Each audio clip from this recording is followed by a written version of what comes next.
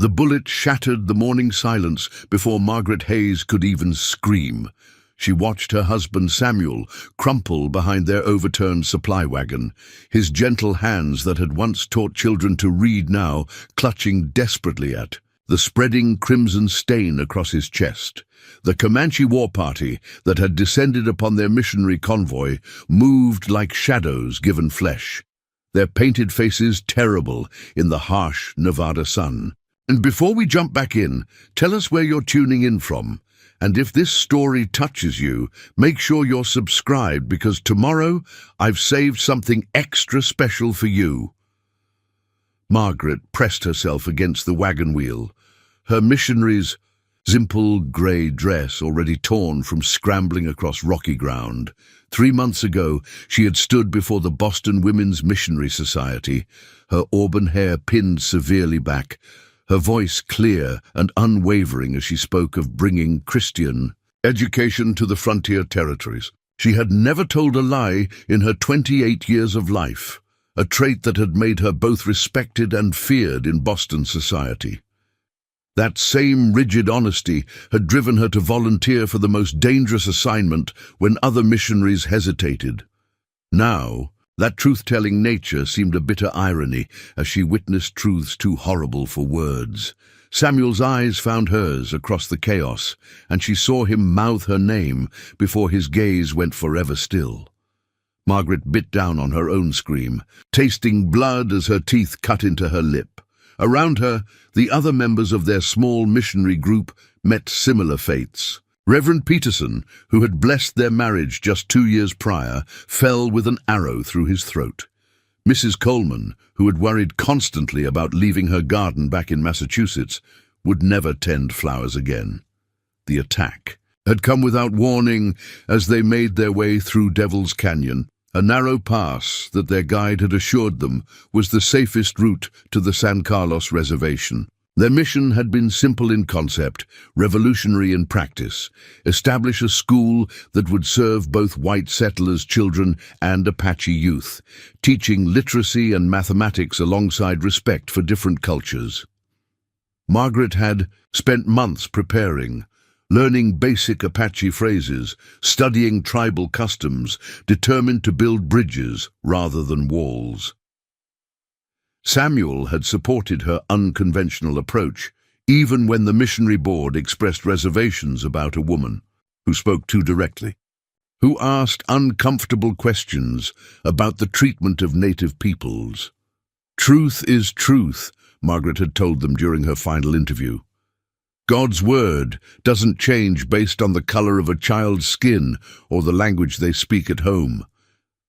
That conviction had carried her across 2,000 miles of harsh frontier, through dust storms and flash floods, past hostile towns where their integrated mission school plans met with open hostility. Some settlements refused them supplies when they learned of their intentions.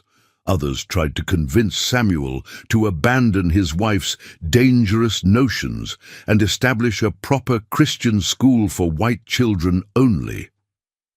But Samuel had believed in her vision as firmly as she did. During their journey, they had discussed a curriculum that would include both English literature and Apache oral traditions, mathematics alongside traditional ecological knowledge. Margaret had filled 3 journals with notes and observations, preparing for the revolutionary educational experiment they hoped to create. The screaming had stopped now. Margaret lifted her head cautiously, peering around the wagon wheel. The Comanche raiders moved efficiently among the wreckage, gathering weapons, supplies, anything of value. Their leader, a tall warrior with intricate tattoos covering his arms, directed the others with quiet authority. Unlike the wild savages described in Eastern newspapers, these men moved with discipline and purpose. Margaret's breath caught as the leader turned in her direction. His dark eyes swept the area methodically, and she knew her hiding place would be discovered within moments. Her hand instinctively moved to the small leather journal tucked inside her dress, the one containing all her mission plans, her hopes, for bridging 2 worlds that seemed destined for conflict. A younger warrior approached the leader, speaking rapidly in their native tongue. Margaret caught fragments of words she had studied during her preparation, but the speed and dialect made comprehension impossible. The leader nodded once, then pointed directly toward her hiding place. "Come out," he called in accented but clear English. "We know you are there." Margaret closed her eyes, saying a silent prayer for strength. When she opened them again, her expression had hardened with resolve. If she was to die, she would die as she had lived, speaking truth without fear or compromise. She stood slowly, her hands visible and empty, her chin raised with the dignity that had characterized her entire life. The Comanche leader studied her with obvious curiosity. She was clearly different from the other missionary women they had encountered, her bearing proud rather than cowering, her gaze direct rather than averted. When she spoke, her voice carried across the canyon with startling clarity. "My name is Margaret Hayes. I am a teacher. My husband and I came here to build a school for all children, white and Apache both." The leader's eyebrows rose slightly at her directness. Most captives pleaded for mercy or offered ransom. This woman stated facts as if delivering a lecture. To a classroom. "Why would white teacher want Apache children?" he asked, genuine puzzlement in his voice. "Because children are children," Margaret replied without hesitation. "Knowledge belongs to everyone, not just those born with pale skin. An Apache child who learns to read has the same value as any child in Boston." Several warriors exchanged glances at this unexpected response. The leader stepped closer, studying Margaret's face for signs of deception. Her unusual honesty had always made her easy to read, and now that transparency served her in an unexpected way. "You speak strange words for white woman," he observed. "Your people do not usually see Apache children as having worth." "Then my people are wrong," Margaret said simply. "I have spent my life telling the truth, even when others prefer comfortable lies. The truth is that prejudice blinds us to the humanity in each other." The leader was silent for a long moment, considering her words. Behind him, his warriors waited with practiced patience while he made his decision. Margaret could see them assessing her practical value, her potential for ransom or trade. She was young enough, strong enough to be useful, but more than that, she sensed their curiosity about this white woman who spoke of Apache children with genuine respect. "Your husband," the leader said finally, glancing toward Samuel's still form. "He believed these same truths?" Grief threatened to overwhelm Margaret's composure, but she forced herself to answer steadily. "He believed in justice, in the worth of every human soul. He died for those beliefs." "Many die for beliefs," the warrior replied. "Question is whether beliefs are worth dying for." Margaret met his gaze without flinching. "Some truths are worth any price. The truth is that children deserve education regardless of their heritage. The truth that different peoples can learn from each other rather than destroying each other. The truth is that understanding is stronger than hatred." The leader studied her for another long moment, then turned to consult with his warriors in rapid Apache. Margaret caught occasional words, but the conversation moved too quickly for her limited vocabulary. She used the time to control her grief, to prepare mentally for whatever decision they reached. When the consultation ended, the leader approached her again. "My name is Swift Eagle. I am war chief of the Red River Band. You will come with us." "And if I refuse?" Margaret asked, not from defiance but from her compulsive need to understand the full truth of any situation. Swift Eagle's expression remained impassive. "Then you join your husband. Choice is yours." Margaret looked once more at Samuel's body, at the destroyed dreams scattered among the wreckage of their wagon. She thought of the journals filled with lesson plans that would never be taught, the hope for understanding that had died with him in this lonely canyon.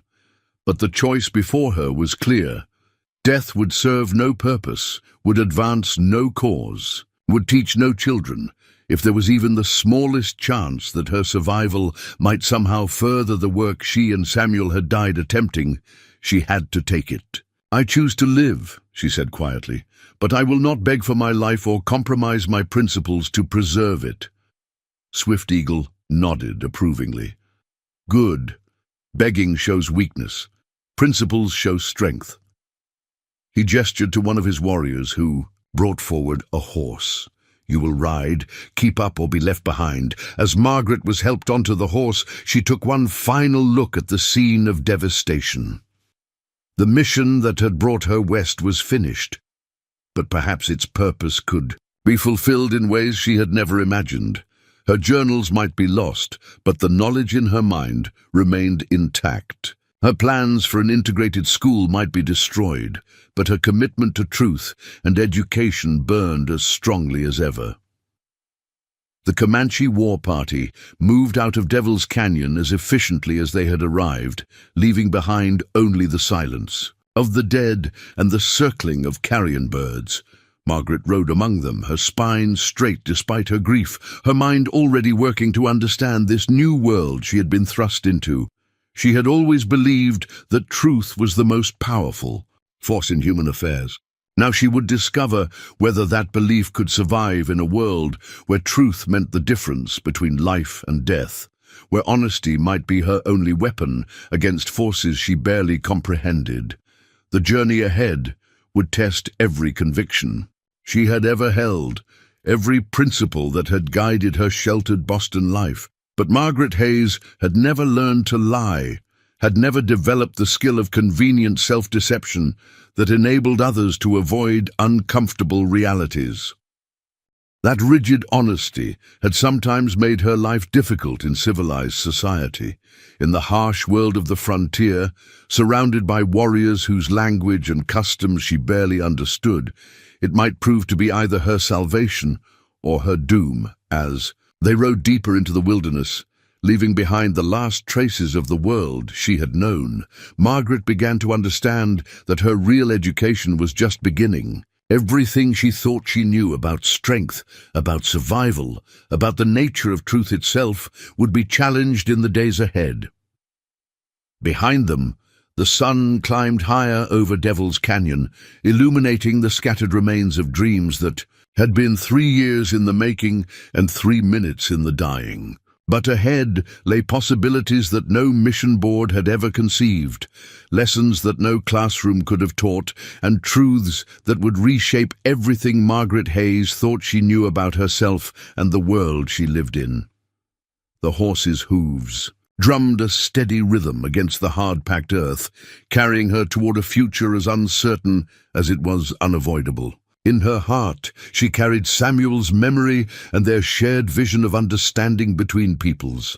In her mind, she carried the accumulated knowledge of 28 years of education and experience, and in her soul, she carried the unshakable conviction that truth, however difficult or dangerous, remained the foundation upon which any meaningful life must be built.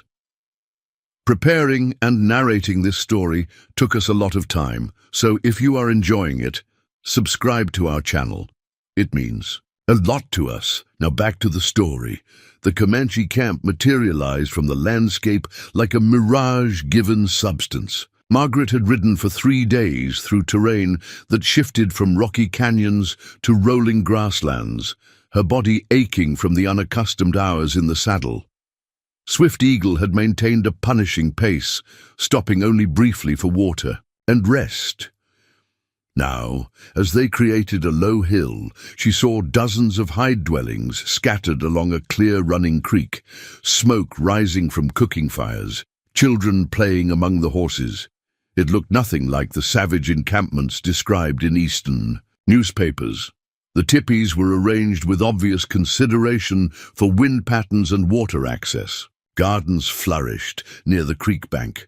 Women moved purposefully between dwellings, their clothing richly decorated with beadwork and quillwork that spoke of skilled craftsmanship and cultural sophistication. Margaret's arrival caused an immediate stir. Warriors emerged from the teepees, their faces painted for war, giving way to expressions of curiosity. as they examined the white woman Swift Eagle had brought to their camp. Women gathered in small groups, speaking in rapid Comanche, while their dark eyes assessed this unexpected addition to their community. A woman approached Swift Eagle as he dismounted, her graying hair braided with silver ornaments that caught the afternoon light. She spoke with the authority of age and status, her tone questioning but not hostile. Swift Eagle responded in measured phrases, occasionally gesturing toward Margaret. Though she couldn't understand the words, Margaret sensed she was being evaluated, her fate discussed with the casual efficiency of people accustomed to making life-and-death decisions. "What is your name?" Margaret asked the woman directly, her teacher's instincts overriding the diplomatic silence that might have been wiser. The woman's eyebrows rose in surprise. Few captives addressed their captors so boldly, particularly not in the first hours of their arrival. She studied Margaret's face, noting the direct gaze, the absence of the cowering fear she expected from white prisoners. "Singing Bird," she replied in careful English. "I am mother to Swift Eagle. You speak to me without permission. This shows either courage or foolishness." "Probably both," Margaret admitted with characteristic honesty. "But I've never found much purpose in pretending to be something I'm not. I'm a teacher. Asking questions and seeking truth is what I do." Singing Bird's weathered face creased in what might have been the beginning of a smile. Teacher who teaches what? How to steal land from people who lived on it for many generations. The directness of the question caught Margaret off guard, but she answered without hesitation. "I taught children to read and write, but I also taught them that every culture has wisdom worth learning.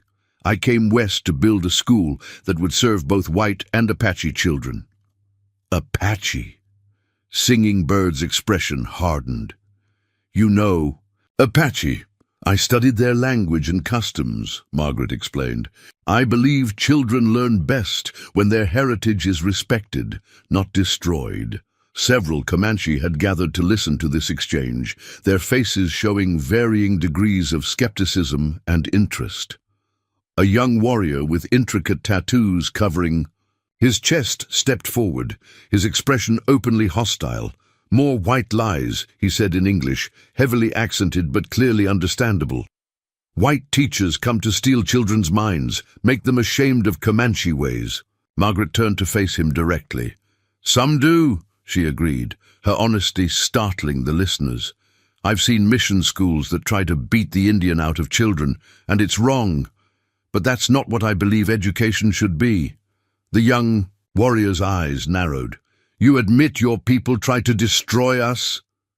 "Some of them do," Margaret replied steadily. "Just as some of your people raid and kill innocent families. Truth is complicated. Not all white people are the same, just as not all Comanche are the same." The camp fell silent at her words. Captives were expected to plead for mercy or maintain frightened silence, not offer complex analyses of cultural conflict. Swift Eagle watched this exchange with growing interest, noting how his people responded to this woman's unexpected directness. "You speak dangerous truths," he observed. "Such words could anger warriors who lost family to white settlers." "Truth is often dangerous," Margaret replied, "but lies are more dangerous in the long run. They prevent understanding, and without understanding, the killing never stops." Singing Bird studied Margaret thoughtfully. "You have children of your own?" Pain flickered across Margaret's features. "No. My husband and I, we hoped for children. Someday, we wanted to create something better for the next generation. And now your husband is dead," the older woman continued, with the brutal directness Margaret was beginning to recognize as a Comanche trait. "Yes," Margaret's voice remained, steady despite the grief that threatened to overwhelm her. "But his death doesn't make our beliefs wrong. It just makes them more urgent." An elderly man approached the group, his movement slow but dignified. The others showed him immediate respect, stepping aside to allow him access to Margaret. His hair was white as winter snow, his face deeply lined, but his eyes held sharp intelligence. "This is Walking Bear," Swift Eagle explained. "He is our peace chief, keeper of our laws and traditions." Walking Bear circled Margaret slowly, examining her as he might assess a horse or weapon. When he spoke, his English was more fluent than the others, suggesting years of interaction with white traders and officials. "You claim to respect Apache ways," he said finally. "But you are not Apache. You are not Comanche.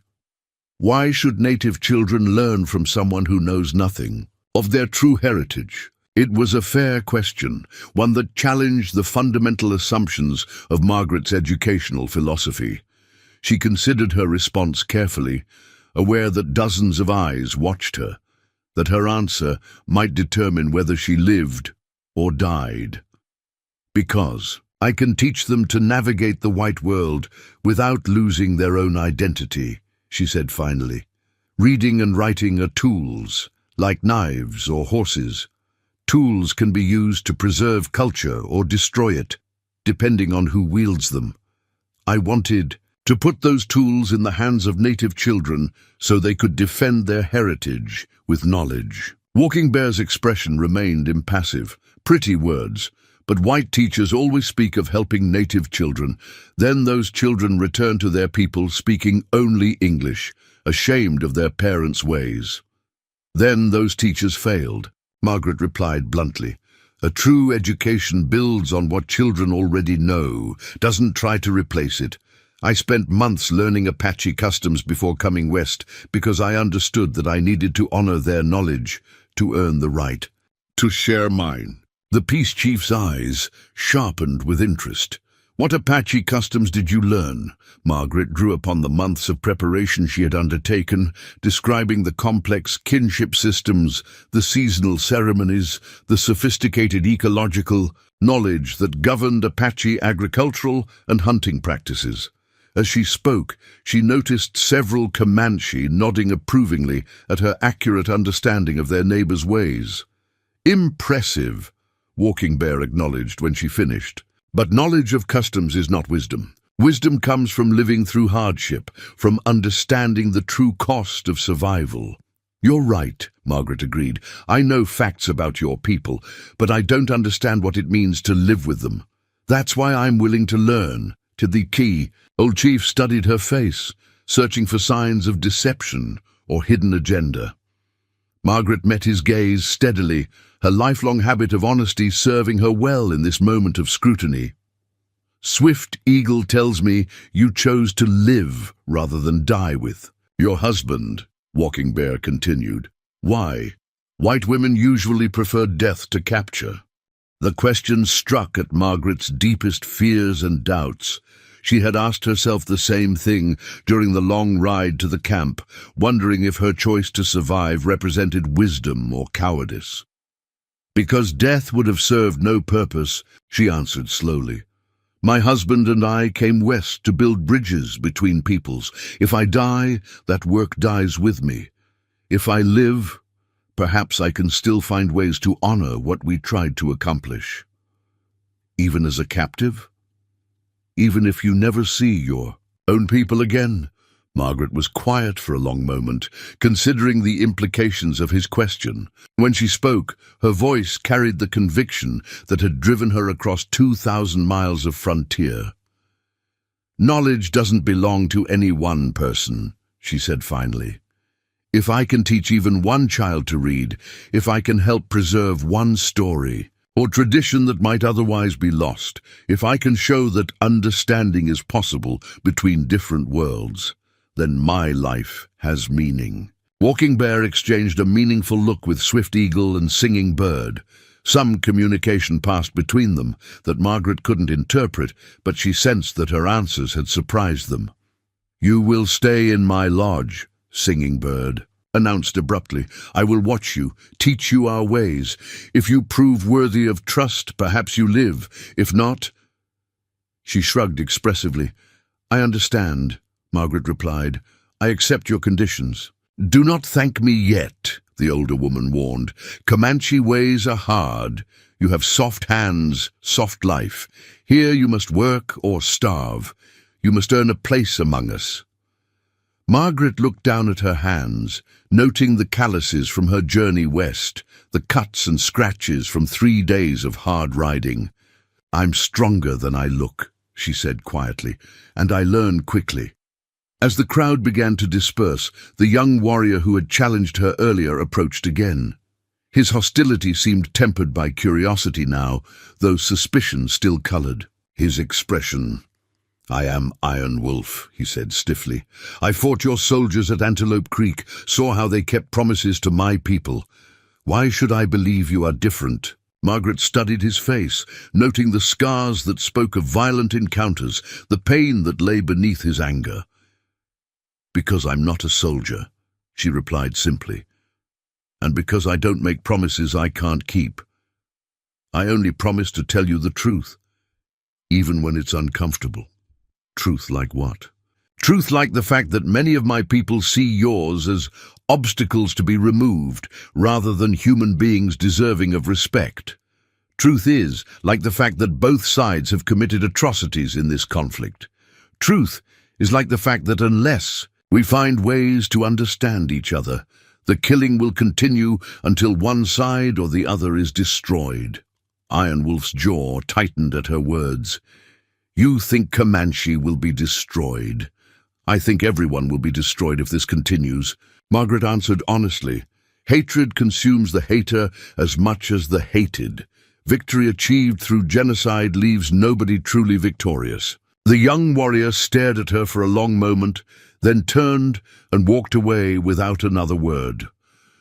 Margaret watched him go, sensing that she had planted seeds of thought in hostile ground. Whether those seeds would grow or be trampled remained to be seen. Singing Bird touched her arm, drawing her attention back to more immediate concerns. "Come, I show you where you sleep, what work you do. Tomorrow learning begins." As Margaret followed the older woman toward one of the larger teepees, she felt the weight of dozens of eyes upon her. Some held curiosity, others suspicion. A few showed outright hostility. She was walking into a world where every word, every action would be scrutinized, where her commitment to truth would be tested in ways she had never imagined. Behind her, the sun was setting over the camp, painting the hide. Dwellings in golden light. Ahead lay challenges that would test not only her survival skills, but the very foundations of her beliefs about education, culture, and human nature. Margaret Hayes had always prided herself on seeing the world clearly, without the comfortable illusions that allowed others to avoid difficult truths. Now she would discover whether that clarity would prove to be a blessing or a curse in a world where truth itself was viewed through the lens of centuries of conflict and misunderstanding. Dawn came with the sound of children's laughter, a sound so familiar yet foreign that Margaret woke with tears on her cheeks. For a moment, suspended between sleep and consciousness, she forgot where she was. Then the reality of the teepee walls around her, the scratchy buffalo hiding beneath her body, the smoky scent of the dying fire brought her fully awake. Singing. Bird was already moving about the dwelling with practiced efficiency, preparing for the day ahead. She glanced at Margaret with an expression that mixed curiosity with challenge. "Sun is up. Work begins," she announced. "First lesson, Comanche women rise before men, prepare food, tend fires. You wish to live among us. You learn our ways." Margaret sat up, her body protesting after a night on the hard ground. Her missionary training had included some preparation for frontier hardships, but nothing had prepared her for the bone-deep exhaustion that came from 3 days of hard riding followed by the emotional strain of her first day in the camp. "What work do you need me to do?" she asked, pushing aside her discomfort. Her father had taught her that honest labor was the foundation of good character, a lesson that served her well now. Singing Bird studied her face, perhaps looking for signs of resistance or disdain. Finding none, she nodded approvingly. First, water. Creek is there. She pointed toward the edge of the camp. Fill these. She indicated several leather containers, then help prepare the morning meal. Margaret picked up the water containers, surprised by their weight even when empty. As she made her way toward the creek, she became aware of the camp coming alive around her. Warriors checked their weapons and horses. Women kindled cooking fires and began preparing food. Children played elaborate games that seemed to involve both hunting skills and storytelling. At the creek, she encountered other women drawing water. They watched her with open curiosity, their conversations stopping when she approached. Margaret smiled and nodded politely, receiving mostly blank stares in return. One young woman, however, returned her smile tentatively. "You are the teacher," the woman said in halting English. "I am moon dancing. I speak some white man's words." "I'm Margaret," she replied, grateful for any friendly contact. "Where did you learn English?" "Trading post. I go with my husband to trade buffalo robes for metal things, cloth." Moondancing's expression grew more serious. "You really want to teach Indian children?" The question held layers of meaning that Margaret was only beginning to understand. She set down her water containers and faced the woman directly. "Yes, I believe all children deserve education, but not the kind that destroys who they are. I want to teach them skills they can use to protect their people and preserve their culture." Moondancing studied her face carefully. "My son is 6, winters old. Smart boy, learns fast, but I fear white man's school will steal his spirit, make him ashamed of his mother." Margaret felt a familiar passion stirring, the same drive that had brought her west, despite the dangers. It doesn't have to be that way. Education should build on what children already know, not replace it. Your son could learn to read and write while also learning traditional hunting skills and stories. Knowledge should add to identity, not subtract from it. "Pretty words," Moondancing said, echoing the skepticism Margaret had encountered repeatedly. "But how do I know you speak the truth? How do I know you won't try to steal my son's heart for your God, your ways?" It was a fair question, one that struck at the heart of Margaret's mission. She thought carefully before answering, aware that her words might determine whether this woman would ever trust her with her child. "Because I've seen what happens when education is used as a weapon against culture," she said finally. "I've visited mission schools where children are forbidden to speak their native languages, where they're punished for practicing traditional customs. It's wrong. It doesn't create educated citizens. It creates lost souls who belong nowhere." Moondancing's eyes widened slightly. Few white people admitted to flaws in their own systems, and fewer still understood the profound damage caused by forced assimilation. "Have you seen this yourself?" she asked. "Yes. In Boston, I met a young Lakota man who had been taken to a boarding school as a child. He could recite Shakespeare perfectly, but he had forgotten his grandmother's stories. He could calculate complex mathematics, but he couldn't remember the prayers his father had taught him." Margaret's voice grew heavy with the memory. "He was educated but not whole. That's not what I want for any child." The two women worked together in companionable silence for a while, filling their containers with the clear creek water. As they prepared to return to camp, Moondancing spoke again. If you prove yourself worthy of trust, I might consider letting you teach my son. But you must prove yourself first. Words are easy. Actions show true heart." Margaret nodded, understanding the weight of that conditional trust. "I'll prove myself through my actions, not my promises." Back at Singing Bird's teepee, Margaret threw herself into learning the intricate skills required for daily survival. Under the older woman's sometimes patient, sometimes exasperated tutelage, she learned to maintain cooking fires, to prepare unfamiliar foods, to repair and maintain clothing and equipment. Her first attempt at cooking resulted in burned rabbit and bitter tea earning sharp criticism from singing bird and amused looks from passing children. Her efforts at mending a torn leather shirt produced uneven stitches that would never hold under stress.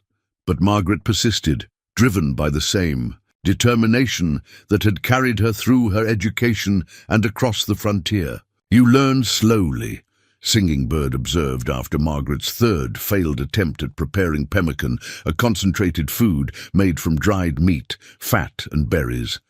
"But you try again each time. This is good. Smart person who refuses to learn is useless. Stubborn person who keeps trying might become useful." The backhanded compliment felt like a victory to Margaret. She was beginning to understand that praise was rarely given directly in Comanche culture, but rather expressed through continued instruction and gradually increased responsibilities. As the days passed, Margaret found herself drawn into the complex social dynamics of the camp. She observed the intricate relationships between families, the careful protocols that governed interactions between different age groups and genders, the sophisticated systems of resource sharing and conflict resolution that kept the community functioning smoothly. Her teacher's instincts kicked in, and she began to see patterns, to understand the educational elements embedded in every aspect of Comanche life. Children learn by observation and participation rather than formal instruction. Skills were passed down through hands-on practice and storytelling. Knowledge was contextual, tied to real-world applications rather than abstract concepts. One evening, as she sat by the fire attempting to improve her moccasin mending skills, a group of children gathered nearby. They had been watching her struggles with obvious amusement for several days, and their presence had become as regular as the evening cooking fires. "White woman sews like baby buffalo," one of the boys announced in English, causing his companions to giggle. Margaret looked up from her crooked stitches and smiled. "You're absolutely right. Would you like to show me how it should be done?" The children exchanged glances, surprised by her request. Adults in their experience didn't usually ask children for instruction, particularly not white adults who were supposed to know everything. A girl of perhaps 10 years stepped forward shyly. "I'll show you," she offered in careful English. "My grandmother taught me." For the next hour, Margaret received her first lesson in proper leatherwork from her young instructor. Little Hawk, as the girl was called, proved to be an excellent teacher, patient and encouraging, while also maintaining high standards. Under her guidance, Margaret's stitches became straighter, stronger, more effective. "Much better," Little Hawk pronounced when Margaret completed a small section under supervision. "You learn like a child learns. Make mistakes, try again, get better." The comment struck Margaret with unexpected force. Here was a 10-year-old Comanche girl who understood intuitively what many adult educators never grasped, that learning was a process of progressive improvement rather than immediate. "Mastery? You're a good teacher," Margaret told her seriously. "Have you thought about what you want to do when you grow up?" Little Hawk's expression grew thoughtful. "I will be a mother like my mother, teach my children the old ways. But—" She hesitated, then continued with the directness Margaret was learning to expect from Comanche children. "Sometimes I wonder about white people's writing marks, how they put words on paper that can be seen by eyes far away." Margaret felt her pulse quicken. Here was the opening she had been hoping for, a genuine expression of curiosity about literacy from someone within. "The community. Would you like me to show you how the writing marks work?" she offered carefully. Little Hawk glanced around nervously, checking to see if any adults were listening. "Is it magic? Some warriors say white man's writing is dangerous medicine." "It's not magic," Margaret assured her. "It's just a way of making words visible so they can travel far distances or be remembered for a long time, like making a drawing of a buffalo so you can show someone what you saw even when the buffalo is gone." The analogy seemed to resonate with the girl. "Show me," she said quietly. Margaret looked around for something to write with and on. Finding a piece of smooth bark and a charred stick from the fire, she demonstrated the basic concept of written symbols representing spoken sounds. She started with Little Hawk's name, showing how the marks corresponded to the sounds the girl already knew. "These marks say Little Hawk," Margaret explained, "just like if you drew a picture of a small bird, but using agreed-upon symbols instead of pictures." Other children had drifted closer, drawn by curiosity despite their wariness. Margaret found herself conducting an impromptu lesson in basic literacy, using methods she had never tried before, but which seemed to work naturally with her young audience. "Now, when I write your name here," she continued, making the marks again, "anyone who knows these symbols can look at them and know I was thinking about Little Hawk, even if I'm far away or even after I'm gone." The children stared at the marks with fascination and a little fear. The concept of preserving thoughts beyond death clearly had profound implications in their worldview. "Can you write other words?" asked the boy who had initially mocked her. "Sewing." "Important words?" Margaret nodded. "Any words? Stories, instructions, descriptions of places, messages between people. That's why I wanted to teach it to children like you, so you could write down your own stories, your own wisdom, in a way that would preserve them forever." The lesson was interrupted by the arrival of Iron Wolf, the young warrior who had challenged Margaret on her first day. His expression was thunderous as he surveyed the scene. A white woman teaching Comanche children the mysterious marks that had been used to create so many deceptive treaties. "What poison do you put in children's minds?" he demanded harshly. The children scattered like startled birds, sensing the anger in his voice, even if they didn't fully understand its source. Margaret stood slowly, the piece of bark still in her hand. "I'm teaching them that knowledge belongs to everyone," she replied calmly, "that they can learn new skills without losing their identity." "Knowledge," Iron Wolf spat. "White man's tricks. To steal more land, make more false promises they write on paper." Margaret understood his anger, even as she felt the sting of his words.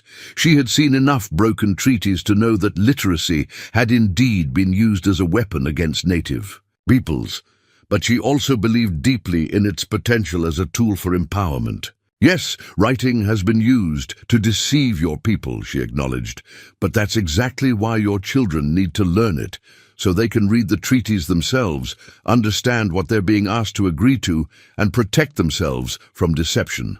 Iron Wolf's expression shifted slightly, surprise flickering across his features. He had expected denial or defensive justification, not this calm acknowledgement of historical wrongs. "You admit your people use writing to lie?" "Some do," Margaret replied with her characteristic honesty, "just as some of your people use violence to solve problems that might be solved in other ways. Neither approach represents the best of what humans can be." The young warrior studied her face, searching for signs of hidden agenda or manipulation. "And you think teaching our children white man's marks will make them stronger, not weaker?" "I think teaching them to understand both worlds will make them stronger," Margaret answered. "They don't have to choose between being Comanche and being educated. They can be both." Iron Wolf was quiet for a long moment, clearly wrestling with conflicting thoughts. When he spoke again, his voice had lost some of its edge. "Show me these marks," he said finally. "Show me how they can be used to protect rather than destroy." Margaret felt a surge of hope mixed with trepidation. She was being offered an opportunity to prove her theories, but the stakes were higher than any classroom examination she had ever faced. If she succeeded in demonstrating the protective power of literacy, she might earn genuine acceptance in the community. If she failed, she might confirm the worst suspicions about white education and doom any chance of building the bridges she had come west to construct. As the evening deepened around them, Margaret began her most important lesson yet, teaching. a young Comanche warrior, that knowledge could be a weapon of defense rather than conquest, and that truth could bridge the gap between two worlds that had forgotten how to speak to each other with anything but violence. The messenger arrived at dawn, his horse lathered with sweat from a hard ride through the night. Margaret woke to the sound of urgent voices and the rapid gathering of warriors around Swift Eagle's teepee. She had been in the Comanche camp for 6 weeks now, long enough to recognize the signs of crisis in the sudden tension that gripped the community. Singing Bird emerged from the teepee, with her face set in grim lines. "Blue coats come," she announced tersely. 3 days' ride south. They built a soldier fort near the winter campgrounds. Margaret felt her stomach drop. She had feared this moment since her arrival, knowing that her presence in the camp complicated an already volatile situation. Any military action now would be viewed through the lens of her capture, potentially escalating a local conflict into something much larger and more destructive. "How many soldiers?" she asked, her teacher's instinct to gather information overriding her personal fear. "Many," Singing Bird replied grimly. "Too many for direct attack, but they block access to hunting grounds our people need for winter survival." Throughout the morning, heated discussions erupted throughout the camp. Margaret watched from a distance as warriors debated their options, their voices rising and falling with the intensity of their disagreements. She caught fragments of the arguments through her growing understanding of Comanche and the translations provided by Moon Dancing, who had become her closest friend among the women. "Some say we should attack before they finish building," Moon Dancing explained quietly as they worked together preparing hides for the winter. "Strike fast while they are still weak. Others say we should try to negotiate, make a treaty to preserve hunting rights." "What does Swift Eagle think?" Margaret asked. Moon Dancing's expression grew troubled. "He is torn. His heart says fight. He lost 2 brothers to bluecoat bullets last winter, but his head says our people cannot win war against all the soldiers the White Chief can send." As if summoned by their conversation, Swift Eagle approached their work area. His war paint was notably absent, but his expression carried the weight of momentous decisions. He studied Margaret for a long moment before speaking. "White teacher," he said formally, "I have a question for you." Margaret set down her work and faced him directly. Over the past weeks, she had learned that directness was valued in Comanche culture, that attempted diplomacy was often seen as weakness or deception. "Ask your question," she replied. "These soldiers who come, they seek you." The question cut to the heart of Margaret's deepest fears. She had wondered the same thing during sleepless nights, torn between hope for rescue and fear of the consequences her presence might bring to people who had shown her unexpected kindness. "I don't know," she answered honestly. "They might be looking for survivors from our mission group, or they might be here for other reasons entirely. Military movements on the frontier often have nothing to do with individual incidents." "Swift," Eagle studied her face carefully. "If they seek you, and we give you to them, they might leave our hunting grounds alone." The words hung in the air between them like a blade. Margaret felt her pulse quicken, but she kept her expression calm. This was the moment she had been preparing for since her arrival, the test of whether her commitment to truth extended to situations where honesty might seal her fate. "You're right," she said quietly. "That's possible. If you returned me to the soldiers, they might be satisfied and withdraw from your territory." Surprise flickered across Swift Eagle's features. Most captives would have pleaded for protection or denied any value to their captor's enemies. Margaret's calm acknowledgement of the tactical situation caught him off guard. "You do not beg us to keep you?" he asked. "No," Margaret replied. "I won't lie to save my life or ask you to sacrifice your people's welfare for mine. If returning me to the soldiers is the best way to protect your community, then that's what you should do." A small crowd had gathered to witness this exchange, drawn by the gravity of the discussion. Margaret was aware of their listening ears, their watching eyes, but she focused entirely on Swift Eagle's face. "But," she continued, "I think you should consider all the possibilities before making that decision." "What other possibilities?" Swift Eagle asked, his tone suggesting genuine curiosity rather than mere politeness. Margaret chose her words carefully, aware that what she said next could determine not only her fate, but the course of the conflict developing around them. Soldiers might be here because someone reported a Comanche raid that resulted in white deaths," she said. "If that's the case, returning me alive proves that you're not mindless killers, that you're capable of mercy and negotiation." She paused, letting that idea settle before continuing. "Or they might be here because the government wants to force you onto a reservation. In that case, having a white woman who can testify to your honorable treatment of prisoners might actually help your cause." Iron Wolf, who had been listening from the edge of the crowd, stepped forward with a skeptical expression. "You think white soldiers care how we treat white captives?" "Some do," Margaret replied honestly. "Not all, but some. There are people in the government who believe in honorable warfare, who distinguish between legitimate military action and wholesale slaughter." "And if we keep you," Swift Eagle asked, "what value do you bring to our people that is worth the risk of soldier anger?"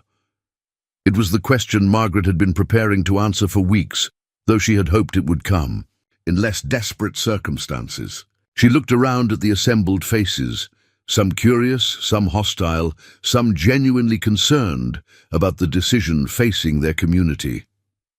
"I can help you navigate the white world that's coming, whether you want it or not," she said. "I can teach your children to read the treaties they'll be asked to sign, to understand the laws that will be imposed on them. I can help preserve your stories and customs in written form so they survive even if everything else changes."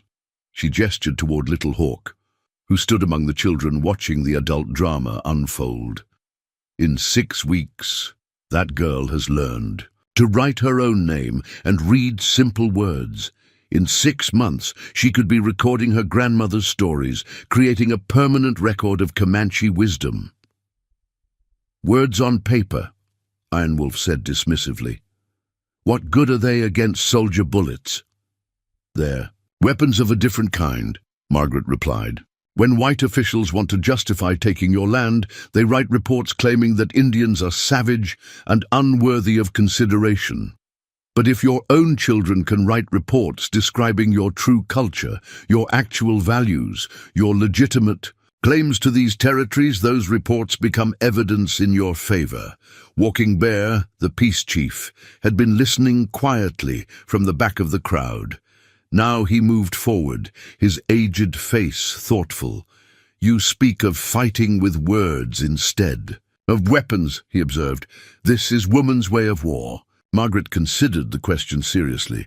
"It's one way of fighting, not the only way, and not always the most effective way. But sometimes it's the only way that leads to victory instead of mutual destruction." "Explain," Walking Bear commanded.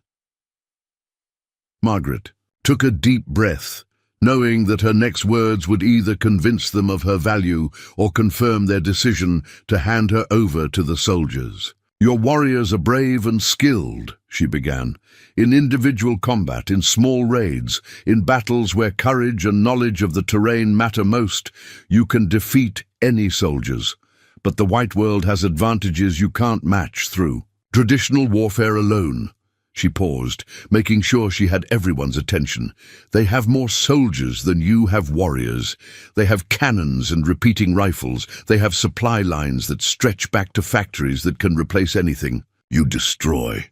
Most importantly, they have the power to write the official version of events that will be believed by people who make decisions thousands of miles away." Iron Wolf's expression had grown thoughtful, despite his skepticism. "So you think we cannot win through fighting?" "I think you can't win through fighting alone," Margaret corrected. "But if you combine traditional strengths with new tools, if your young people can speak for themselves in the white man's language, if your leaders can negotiate from knowledge rather than ignorance, if your culture can be preserved and defended through written records as well as oral tradition, then you might survive and even thrive. Swift Eagle studied her face intently. And you would teach these things, even knowing that educated Comanche would be more dangerous to white expansion. The question revealed the heart of the dilemma. Margaret was being asked to choose between racial loyalty and the principles that had driven her educational mission. She met Swift Eagle's gaze without flinching. "Yes," she said simply, "because educated people of any heritage make better decisions than ignorant ones, because understanding leads to better solutions than misunderstanding, because I believe that the survival of your people ultimately serves the cause of justice, better than their destruction." The camp fell silent as her words sank in. Margaret had just declared her willingness to arm her captors with the tools of resistance against her own people's expansion. It was either the most foolish statement possible or the most courageous principle. Singing Bird stepped forward, her expression unreadable. "You choose us over your own kind? I choose truth over lies, education over ignorance, and survival over destruction," Margaret replied. "Those aren't choices between people. They're choices between principles." Walking Bear nodded slowly, approval creeping into his ancient features. "This is wisdom. Woman who chooses principles over tribe loyalty shows strong spirit." Swift Eagle looked around at his gathered people, reading their faces, gauging their reactions. Margaret could see the calculation in his eyes as he weighed her potential value against the risks of defying military pressure. "The soldiers will reach our territory in 2 days," he said finally. "By then, I must decide whether to fight them, flee from them, or negotiate with them." His eyes fixed on Margaret. "And whether you will be part of that decision or removed from it." Margaret felt her heart hammering against her ribs, but she kept her voice steady. "Whatever you decide, I'll accept the consequences. But I hope you'll consider that the choice you make now about how to handle this crisis will shape how your people remember you for generations to come." It was a calculated appeal to Swift Eagle's sense of legacy, and Margaret saw it strike home. In the slight tightening around his eyes, "Would you risk your life on the chance that we choose wisdom over vengeance?" he asked. "I've already risked my life on that chance," Margaret replied. "Every day for 6 weeks. The only difference now is that the stakes are higher and the time is shorter." Swift Eagle was quiet for a long moment, his gaze moving from Margaret to his assembled people and back again. When he spoke, his voice carried the weight of absolute decision. 2 days, he repeated. "You will have 2 days to prove that your way of fighting is stronger than the old ways. If the soldiers can be turned away through words and wisdom instead of blood and death, then you will have earned your place among us permanently." Margaret felt a surge of hope mixed with terror. She had been given the chance she had longed for, but at a price that might cost everything if she failed. "And if I fail?" she asked, though she already knew the answer. "Then you will face the consequences of that failure along with the rest of us," Swift Eagle replied grimly. "Comanche do not abandon their teachers, even when those teachers lead them into disaster." As the crowd dispersed to prepare for the challenges ahead, Margaret remained standing in the center of the camp, overwhelmed by the magnitude of what she had just committed to. In 2 days, she would either prove that education and understanding could triumph over violence and hatred, or she would die alongside the people who had chosen to trust her vision of a different future. The sun climbed higher over the Comanche, camp illuminating a community balanced on the knife's edge between war and peace, between destruction and survival, between the old ways and the new possibilities that a determined teacher from Boston had brought into their midst. Margaret worked through the night by firelight, her fingers moving swiftly across sheets of birch bark as she transcribed the most crucial document of her life. Around her, the Comanche camp buzzed with urgent preparation. Warriors checking weapons, women packing essential belongings in case rapid movement became necessary, children sensing the adult tension and staying close to their mothers. But Margaret's battlefield was different. Armed with charcoal sticks and her knowledge of both languages, she was creating something that had never existed before. A formal proposal written in English, but reflecting genuine Comanche perspectives. A bridge document that could speak to military minds while preserving indigenous dignity. "What words do you put on the speaking bark?" Little Hawk asked, settling beside her despite the late hour. The girl had become Margaret's most devoted student, absorbing literacy with startling speed. "I'm writing a message that might prevent war," Margaret explained, continuing her careful lettering. "I'm telling the soldier chief why your people deserve respect and why fighting would hurt everyone." Little Hawk studied the marks with the intense concentration Margaret had learned to recognize in gifted students. "Can you teach me to write such important words?" Margaret paused in her work, struck by the girl's question. Here was exactly what she had hoped for when she first conceived her educational mission. A young, indigenous mind, eager to master the tools of communication that could protect her people's future. "Would you like to help me write this?" Margaret asked. "Your grandmother knows the old treaties better than anyone. If you could write down what she remembers, it might strengthen our argument." Little Hawk's eyes widened with the gravity of the responsibility, but she nodded firmly. Margaret quickly prepared another piece of bark and began teaching the girl to write key phrases: sacred hunting grounds, winter survival, peaceful coexistence. Within an hour, 3 other children had joined them, drawn by curiosity and the infectious excitement of learning something that adults clearly considered important. Margaret found herself conducting an impromptu literacy workshop under the stars, teaching basic writing skills while simultaneously preparing diplomatic correspondence. "The children learn quickly," observed Walking Bear, approaching their fireside classroom. The old peace chief had been making rounds of the camp, checking preparations and consulting with family heads. "They always do," Margaret replied, watching. 12-year-old Swift Arrow carefully copied treaty language. "Children don't carry the burden of believing that learning something new means betraying something old." Walking Bear settled beside the fire, his weathered face thoughtful.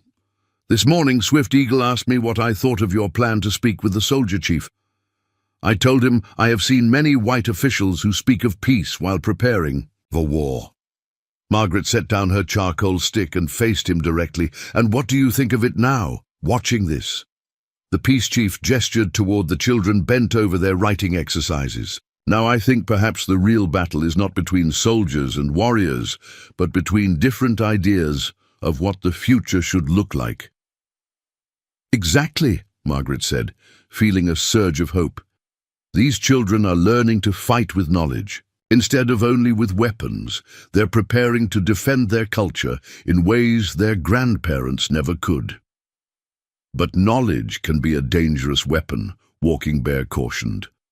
"What if they learn to use white man's tools so well that they forget why they learned them?"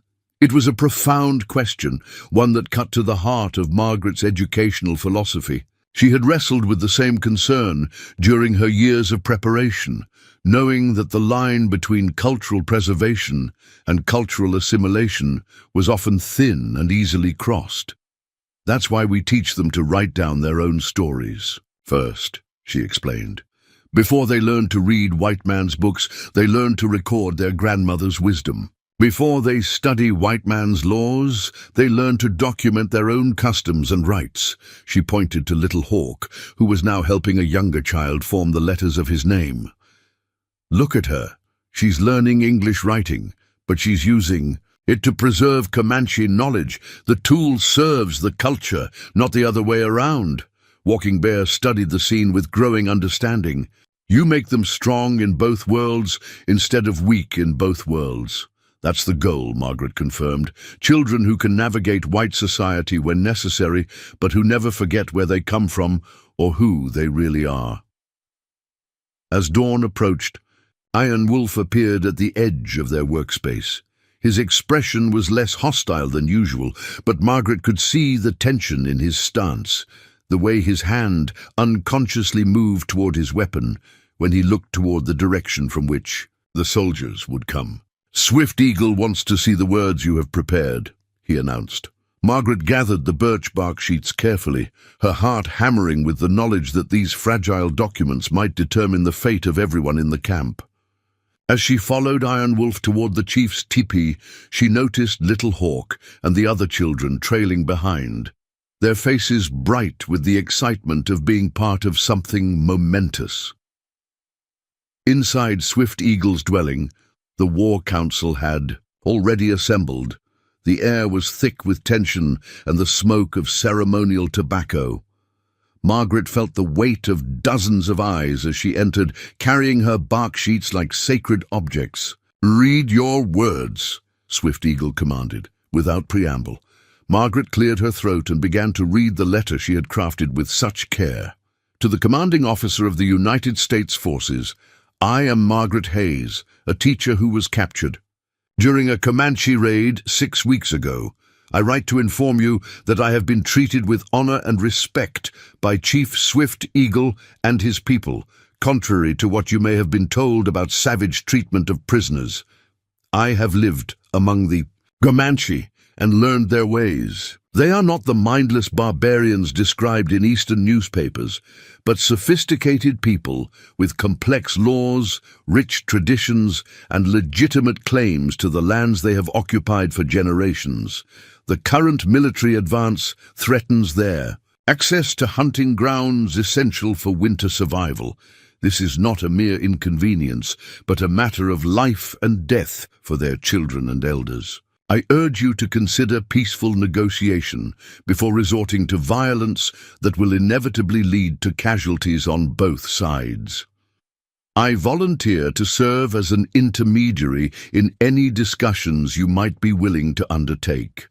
As a white woman who has gained their trust through honest dealing, I may be able to facilitate communication that could prevent unnecessary bloodshed. If you doubt my sincerity or my freedom to write this letter, I invite you to meet with me personally. I will speak only the truth about what I have witnessed here, whether that truth serves military convenience or not. As Margaret finished reading, the tepee fell silent, except for the crackling of the fire. She could feel the weight of judgment from every man present, knowing that her words would either open a path to peace or condemn them all to a conflict they could not win. "Strong words," Swift Eagle said finally, "words that could anger a soldier chief if he thinks you have been turned against your own people." "Then he would be wrong," Margaret replied firmly. "I haven't been turned against anyone. I've been turned toward truth and justice, which should serve everyone's interests." Iron Wolf leaned forward, his expression intense. "You really believe White Soldier Chief will listen to such words, will consider Comanche needs before his orders?" Margaret met his gaze honestly. "I don't know. Some will, some won't. But this letter gives him a choice he might not have considered. Otherwise, it shows him that there are alternatives to conquest and massacre."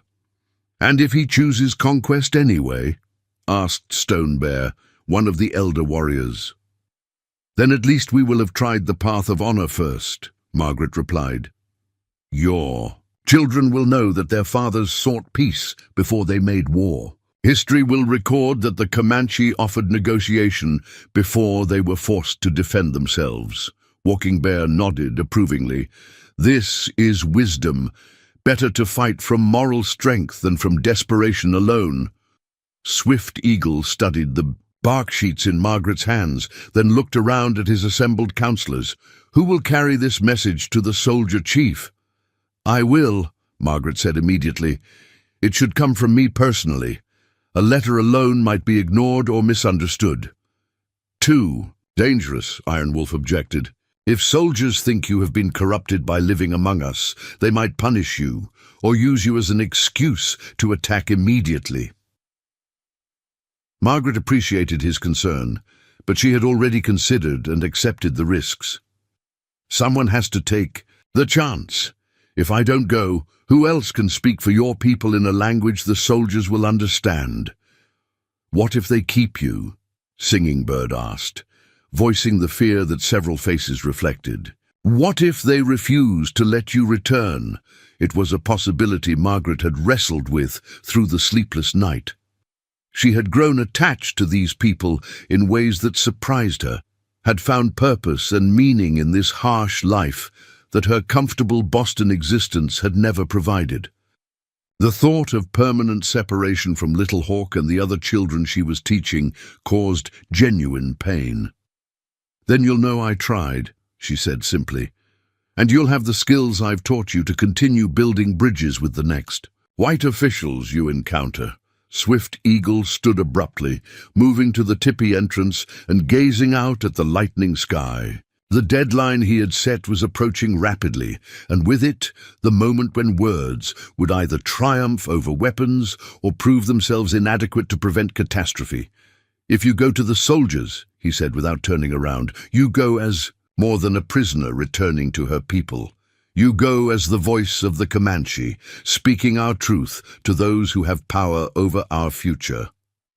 The significance of his words struck Margaret like a physical blow. He was offering her something unprecedented, not just freedom to leave, but authority to represent the tribe in negotiations that could determine their survival. I understand the honor you're giving me, she said quietly. I won't abuse it. Swift Eagle turned back to face her, his expression grave. You also understand the danger. If soldiers think you speak for us, they may blame us for words that anger them. They may, Margaret agreed, but they may also respect us for words that show wisdom and strength. The war chief studied her face. One final time, searching for any hint of doubt or hidden agenda, finding none, he nodded decisively. You will go at first light. Iron Wolf will escort you to within sight of the soldier camp, then return with their answer. He paused, his voice carrying unexpected emotion. If you do not return, we will remember that a white teacher chose to risk her life for Comanche. Children. As the council dispersed to make final preparations, Margaret felt the full weight of her transformed identity settling around her like a new skin. She was no longer Margaret Hayes, a captured missionary from Boston. She had become something entirely new, a cultural translator, a bridge between worlds, a voice for the voiceless. Outside the teepee, Little Hawk waited with the other children who had participated in the night's writing lesson. In their hands, they held pieces of bark covered with their own carefully formed letters. We wrote messages too, Little Hawk announced proudly, to tell the soldier chief that Comanche children are learning white man's writing, but keeping Comanche. In their hearts, Margaret knelt to examine their work, her throat tight with emotion. These children had grasped the essence of her mission more clearly than many adults. They understood that knowledge was a tool, not a master, and that they could use it to strengthen rather than abandon their cultural identity. These are perfect, she told them, meaning every word. When I speak to the soldier chief, I'll tell him about children who are building bridges between two worlds instead of walls. As the sun climbed over the eastern hills, Margaret prepared for the most important journey of her life. Armed with bark letters and hard-won wisdom, she would soon discover whether the bonds she had forged with the Comanche were strong enough to prevent a war, and whether the truth she had always served would prove powerful enough to transform enemies into allies. The military camp sprawled across the valley floor like a geometric scar on the landscape, its rigid lines and uniform tents a stark contrast to the organic curves of the Comanche settlement hidden in the hills above. Margaret crouched behind a cluster of boulders with Iron Wolf, studying the scene below through the early morning haze. Many soldiers, Iron Wolf observed grimly. More than Swift Eagle expected. Margaret counted the tents systematically, her teacher's mind automatically cataloguing and organizing information. At least 2 companies, maybe 3. That's over 200 men. She paused, noting the artillery pieces positioned at strategic points around the perimeter. They're not here just to patrol. This is preparation for a major campaign. Iron Wolf's jaw tightened as he absorbed the implications. They plan to drive all tribes from these lands, not just negotiate for hunting rights. Maybe, Margaret replied, carefully. Or maybe they're showing strength to encourage negotiation from a position of power. Military commanders often prefer to speak from positions they feel are unassailable. The young warrior studied her face with something approaching respect. Over the past weeks, he had grown to appreciate her ability to see multiple possibilities where others saw only the obvious interpretation. "You still believe talking can work against so many guns?" he asked. Margaret looked down at the birch-bark letters in her hands, then back at the intimidating military display below. "I believe it's the only thing that can work. If this becomes a shooting war, your people will be wiped out. But if we can make them see you as humans rather than obstacles, there might be a path to coexistence." Iron Wolf nodded slowly, then pointed toward a large tent at the center of the camp, distinguished by the flag flying above it. "Officer Lodge. That's where you must go." Margaret took a deep breath, steeling herself for what lay ahead. "Remember, wait until sunset. If I haven't returned by then, assume the worst and get back to Swift Eagle. And if you do not return," Iron Wolf asked, "then tell the children to keep practicing their writing," Margaret said with a sad smile. "Tell them that knowledge will outlast all of us." The descent to the valley floor took longer than expected, partly because Margaret had to move carefully through terrain she didn't know well, but mostly because she needed time to prepare mentally for the most crucial conversation of her life. Everything she had learned about the Comanche, everything she believed about education and understanding, everything she hoped for the future of both peoples would be tested in the next few hours. The sentries spotted her long before she reached the camp perimeter. She saw them snap to attention, rifles raised, voices calling out challenges and warnings. Margaret raised her hands above her head and continued walking steadily forward, knowing that any sudden movement could trigger a shooting that would doom all hopes for peaceful resolution. "I am Margaret Hayes," she called out when she was close, enough to be heard clearly. "I was captured 6 weeks ago from the missionary party that was attacked in Devil's Canyon. I have a message for your commanding officer." The soldiers exchanged glances, clearly unprepared for this development. After a brief consultation, one of them approached her cautiously, while the others maintained their weapons training on her. "Mrs. Hayes?" the soldier asked incredulously. "We heard you were dead. How did you survive? How did you escape?" "I survived because the Comanche chose to let me live," Margaret replied honestly. "And I didn't escape. I came here voluntarily to prevent a war that will cost lives on both sides." The soldier's confusion was evident. In his experience, captives either escaped or were rescued. The idea of voluntary negotiation between enemies was outside his frame of reference. "I need to see your commanding officer immediately," Margaret continued. "I have information that could prevent unnecessary bloodshed, but time is running short." Within minutes, Margaret found herself escorted through the camp toward the command tent, acutely aware of the stares and whispered comments from soldiers who had assumed they were marching against savages who had murdered all the white civilians in their territory. Her presence complicated that narrative in ways that would require significant adjustment of their preconceptions. Colonel William Harrison emerged from his tent as Margaret approached, his weathered face showing surprise and skepticism in equal measure. He was younger than she had expected, probably in his early 40s, with the bearing of a man accustomed to command, but still carrying the weight of decisions that affected hundreds of lives. "Mrs. Hayes, I presume," he said formally. "I am, Colonel. Harrison, commanding this expedition. My condolences on the loss of your husband and companions. We were told there were no survivors." "Thank you, Colonel," Margaret replied with equal formality. "And there were no survivors of the attack itself, but the Comanche chose to spare my life, and I have spent the past 6 weeks living among them." Harrison's eyebrows rose sharply. "Living among them? As a prisoner?"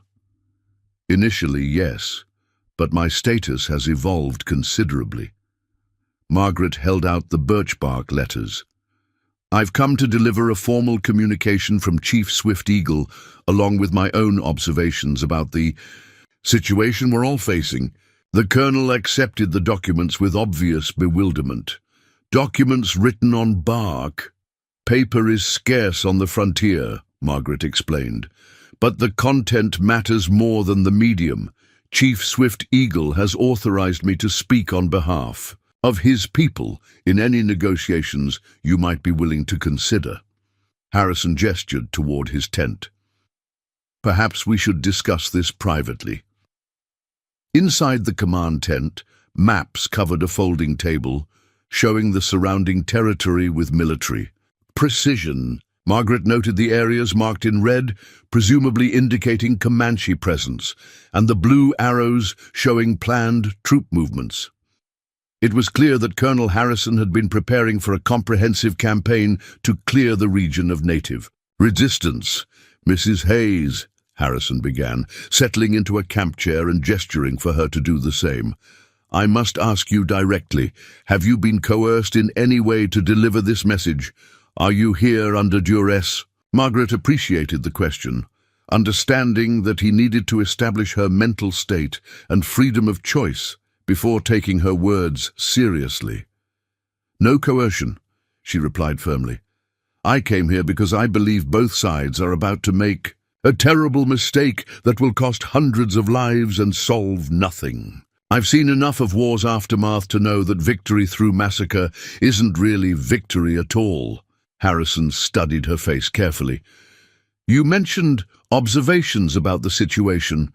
What have you learned during your time among the Comanche?" Margaret chose her words carefully, knowing that her credibility would determine whether her message received serious consideration. "I learned that they're not the savage barbarians described in Eastern newspapers," she began. "They have complex social structures, sophisticated knowledge of this environment, and legitimate grievances against white expansion that has consistently broken promises and stolen their resources." The colonel's expression remained neutral, but Margaret sensed his attention sharpening. "Go on."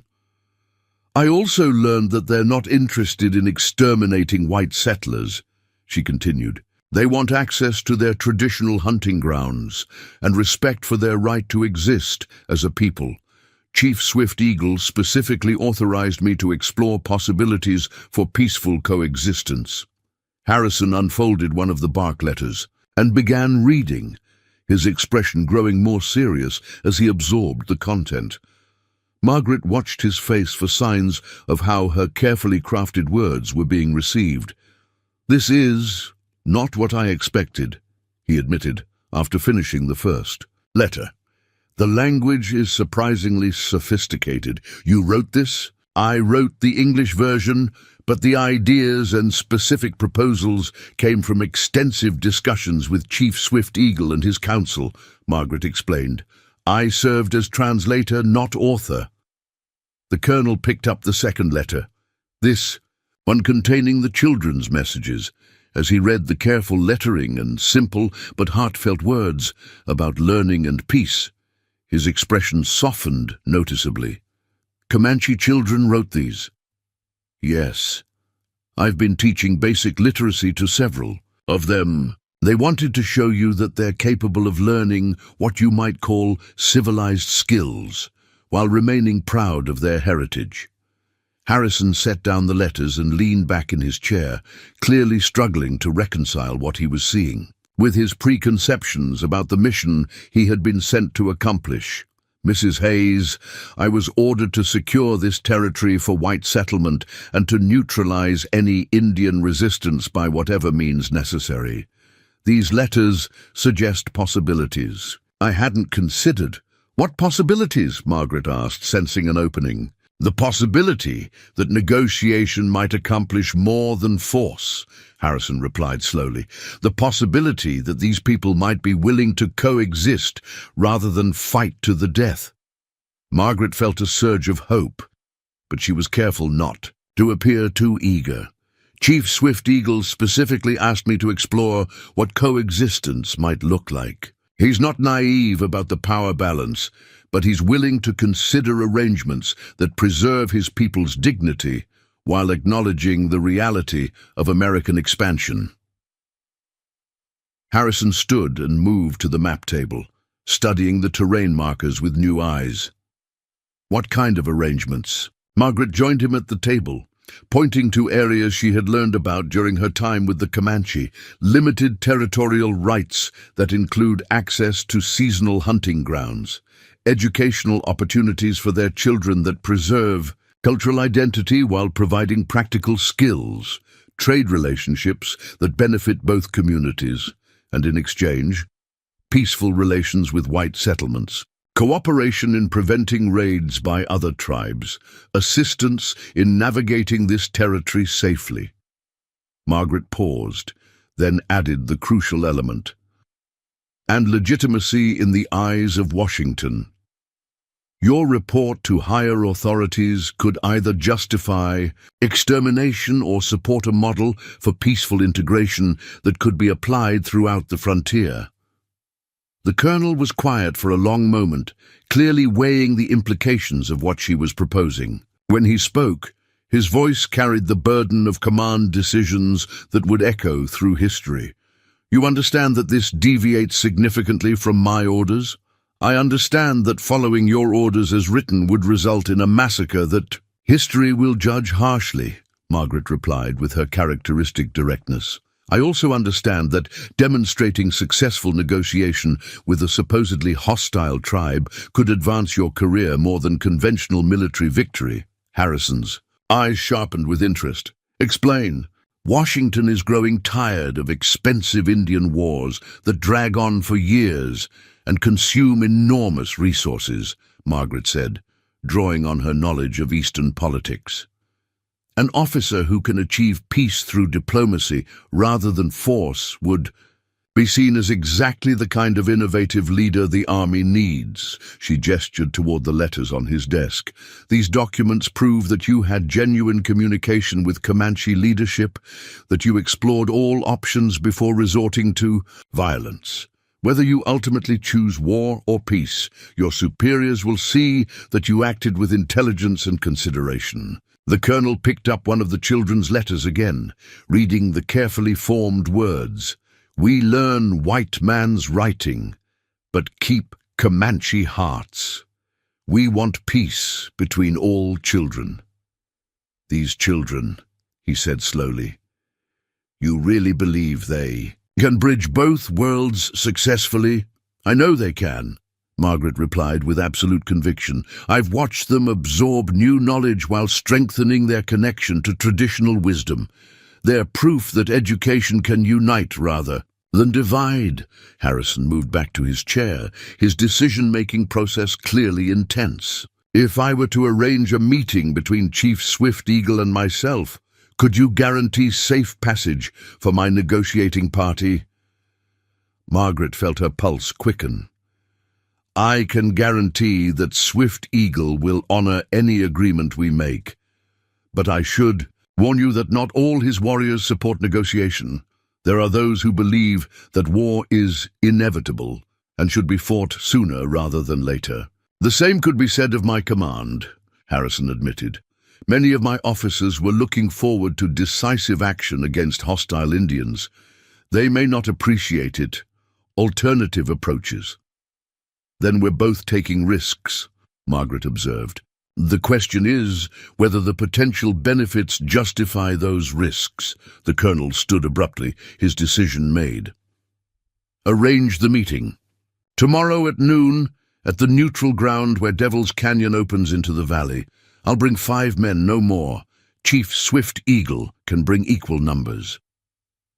Margaret felt a mixture of elation and terror as the magnitude of what they were attempting settled over her. And if the negotiations fail, then we'll both know we tried the honorable path first, Harrison replied, echoing words Margaret had heard from Walking Bear. Sometimes that's the most we can do.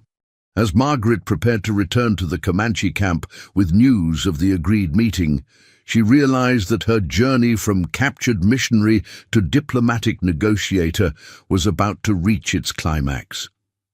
Tomorrow would determine whether her faith in education and understanding was justified, or whether the forces of hatred and fear would prove too strong to overcome.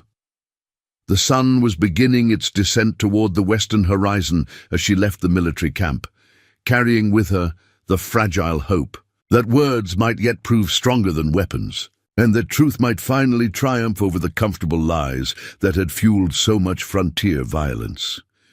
The neutral ground at Devil's Canyon mouth stretched between two worlds like a stage set for history. Margaret stood at the exact center of the space, her heart hammering as she watched both parties approach from opposite directions. To the east, Colonel Harrison rode with 5 mounted officers, their uniforms crisp despite the frontier dust, their weapons visible but not drawn. From the west, Swift Eagle approached with his own carefully chosen delegation, Walking Bear for wisdom, Iron Wolf for the warrior perspective, Singing Bird representing the Women's Council, and Stone Bear as witness to whatever agreements might be forged. The irony was not lost on Margaret that she stood in the same canyon where her missionary journey had ended in violence 7 weeks earlier. Now she prayed that this same ground might witness the beginning of understanding rather than the continuation of bloodshed. Both groups reined in their horses 20 yards apart, creating a space that felt charged with the weight of centuries of conflict. Margaret walked slowly toward Colonel Harrison's party, her movements deliberate and calm, despite the trembling in her hands. "Colonel Harrison," she said formally, "may I present Chief Swift Eagle of the Red River Comanche, Peace Chief Walking Bear, War Leader Iron Wolf, Women's Council Representative Singing Bird, and Witness Stone Bear." She turned to the Comanche. "Delegation. Chief Swift Eagle, may I present Colonel William Harrison, commanding officer of the Territorial Forces, and his staff officers." The formal introductions completed, an awkward silence settled over the group. Margaret realized that her role as intermediary was just beginning. These men had spent their adult lives preparing to kill each other. Learning to speak to each other would require skills none of them had ever needed to develop. "Chief Swift Eagle," she began, "Colonel Harrison has read your letters and is particularly interested in your proposals regarding territorial boundaries and seasonal hunting rights." Swift Eagle nodded gravely and spoke in Comanche, his words measured and dignified. Margaret translated, "Chief Swift Eagle says that his people have lived on these lands since his grandfather's grandfather's time. They do not understand how distant chiefs in Washington can sell what was never theirs to own." Colonel Harrison shifted uncomfortably in his saddle. "The legal framework of territorial acquisition is complex," he replied diplomatically, "but I'm more interested in practical solutions that serve everyone's needs." When Margaret translated this, Walking Bear leaned forward and spoke at length, gesturing toward the canyon walls and the distant mountains. Margaret listened carefully, then turned back to Harrison. "Peace Chief Walking Bear says that white men speak of ownership as if land were a horse or a blanket that can be possessed by one person. But land is like water or air. It belongs to all who need it to live. He asks if there is a way to share rather than divide." The colonel considered this carefully. "What kind of sharing does he envision?" Swift Eagle answered directly in English this time, his accent thick but his meaning clear. Comanche keep hunting grounds for winter meat, sacred places for ceremonies. White settlers take farming lands, build towns where the game is already gone. Both peoples benefit, neither starve. And conflicts between your people and white settlers? Harrison asked. Iron Wolf spoke for the first time, his voice harsh with remembered pain. Margaret translated his rapid Comanche. War leader Iron Wolf says that most conflicts come from misunderstanding. White settlers shoot Indians they think are raiders. Indians attack white men they think are soldiers. Fear makes enemies where there should be none. Margaret paused, then added her own interpretation. What he's describing is essentially a communication problem. Both sides react to perceived threats that might not be real threats at all. Colonel Harrison nodded thoughtfully. And you believe education could address these communication problems? I know it can, Margaret replied with conviction. In the past 7 weeks, I've taught Comanche children to read and write English. They've taught me to understand their customs and perspectives. Every lesson has reduced fear and increased understanding on both sides. Singing Bird spoke up, her voice carrying the authority of motherhood and cultural wisdom. Margaret translated, Singing Bird says that mothers on both sides want the same things: safety for their children, food for their families, hope for the future. She asks why men cannot find ways to give mothers what they need instead of giving them reasons to mourn. The power of this simple question struck both military officers and Comanche warriors with equal force. Several long moments passed before Colonel Harrison responded, She's right, of course, but the practical challenges are enormous. How do we establish trust between communities that have been at war? How do we prevent future conflicts when emotions run so high on both sides? Swift Eagle and Walking Bear conferred briefly in Comanche. Then Swift Eagle addressed the colonel. Directly, we propose a test. Small area first, maybe one valley, one season. Comanche families and white families share land, trade goods, and learn together. If it works, expand. If it fails, he shrugged. Then we know peace is not possible. Margaret felt her breath catch at the audacity of the proposal. Chief Swift Eagle is suggesting a pilot program, a controlled experiment in coexistence that could serve as a model for larger agreements. The military implications were immediately apparent to Harrison. A successful demonstration of peaceful coexistence would be enormously valuable to territorial authorities. It could change the entire approach to frontier policy. And an unsuccessful demonstration? Asked one of Harrison's officers, a captain whose skepticism was evident in his tone. Iron Wolf understood enough English to catch the meaning. He spoke directly to the captain, his words clipped but clear. If peace fails, war comes anyway. We lose nothing by trying first. Margaret watched the faces around her as the logic of this argument sank in. Everyone present understood that the current trajectory led inevitably to violence that would cost hundreds of lives and solve nothing. The proposed experiment offered a chance to break that cycle, even if success was far from guaranteed. What specific arrangements would this experiment involve? Colonel Harrison asked. Over the next 2 hours, the details gradually took shape. A valley 20 miles north would serve as the test area, with equal numbers of Comanche and white families establishing adjacent settlements. Shared resources would include water rights, seasonal hunting access, and trade opportunities. Educational programs would operate in both communities, with Comanche children learning English literacy and white children learning indigenous knowledge of local ecology and survival skills. The school, Margaret interjected during a discussion, of educational arrangements. It should serve both communities equally. No forced assimilation, no cultural destruction. The goal is to create bilingual, bicultural children who can serve as bridges between worlds. Walking Bear nodded approvingly and spoke in Comanche. Margaret smiled as she translated, Peace Chief Walking Bear says that children who belong to both worlds will never let those worlds destroy each other. As the afternoon wore on, the initial stiffness between the negotiating parties gradually relaxed.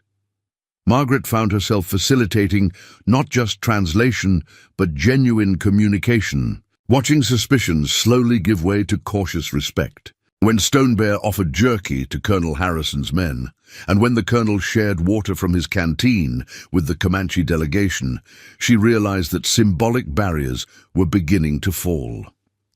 The breakthrough moment came when Little Hawk appeared at the edge of the meeting ground, accompanied by Moon Dancing and 3 other Comanche children. They approached shyly, carrying pieces of birch bark covered with carefully formed letters. "My students wanted to present their work to Colonel Harrison personally," Margaret explained, as the children lined up nervously. Little Hawk stepped forward. First, her young voice clear as she read in halting English, "Dear Soldier Chief, we are Comanche children, learning white man's writing. We write our grandmother's stories so they will not be lost. We want to learn your stories too. Maybe children's friendship can teach grown-ups how to be friends." The impact on the assembled adults was immediate and profound. Colonel Harrison dismounted and knelt to Little Hawk's level, accepting the bark paper with evident emotion. "This is remarkable," he said softly. "How long have you been learning to write?" 6 weeks, Little Hawk replied proudly. "Teacher Margaret says words on paper can travel far and can last a long time. I want my children to know grandmother's wisdom and also know white people's knowledge." One of Harrison's officers, a young lieutenant who had been openly skeptical about the negotiations, stared at the children with obvious amazement. "They're just children," he said unnecessarily. "They could be any children, anywhere." "Exactly," Margaret said quietly. "Strip away the fear and prejudice, and you find that human needs and dreams are remarkably similar, regardless of heritage." Swift Eagle watched the interaction between his tribal children and the white soldiers, with expressions ranging from pride to amazement. When the children finished their presentations and were praised by the military officers, he spoke directly to Colonel Harrison in his careful English. "You see now why we fight for peace instead of war. These children are our future. They must have a world where being both Comanche and educated is possible." Colonel Harrison stood slowly, his decision-making process clearly complete. "Chief Swift Eagle, I am prepared to recommend this experimental arrangement to my superiors. More than that, I'm prepared to stake my career on its success." The formal agreement was drafted on proper paper that Harrison provided, with copies in both English and Comanche pictographs that Walking Bear created. Margaret served as witness and translator, as both leaders signed their names to a document that represented a revolutionary departure from frontier policy. As the sun began to set over Devil's Canyon, painting the rocks in shades of gold and crimson, the 2 delegations prepared to part, but the atmosphere had transformed completely from the morning's tension. Officers and warriors shook hands with genuine respect. Singing Bird presented Colonel Harrison with a beaded medallion as a token of peaceful intentions. The colonel, in turn, gave Swift Eagle his personal compass as a symbol of finding new directions. "Mrs. Hayes," Colonel Harrison said as the groups prepared to separate, "I must ask what your plans are now. You're welcome to return to civilization, of course. Your brother in San Francisco has been notified of your survival and is arranging transport." Margaret looked around at the Comanche delegation, at the children who had become her students, at the adults who had accepted her as family. Then she looked back at the colonel with a smile that held no uncertainty. "My plans are to continue my work here," she said firmly. "The school we discussed will need a teacher who understands both worlds. The peace we've negotiated will need people who can translate not just languages, but entire ways of thinking." Swift Eagle nodded approvingly. "Teacher Margaret has chosen. She is Comanche now, but also still white woman. She speaks truth to both peoples. Iron Wolf, who had been Margaret's sternest critic in the early weeks, stepped forward with an expression of grudging respect. "You proved strong medicine," he said in English. "Words on paper medicine is stronger than war medicine." As the military column rode back toward their camp and the Comanche party prepared to return to their village, Margaret felt the weight of history settling around her accomplishment. She had not only survived capture and cultural displacement, but had transformed both experiences into tools for building the bridges she had originally come west to create. The experimental valley settlement was established within a month, with families from both communities volunteering for the challenging work of pioneering peaceful coexistence. Margaret's school became the heart of the community, with Comanche and white children learning side by side, absorbing both traditional wisdom and academic skills.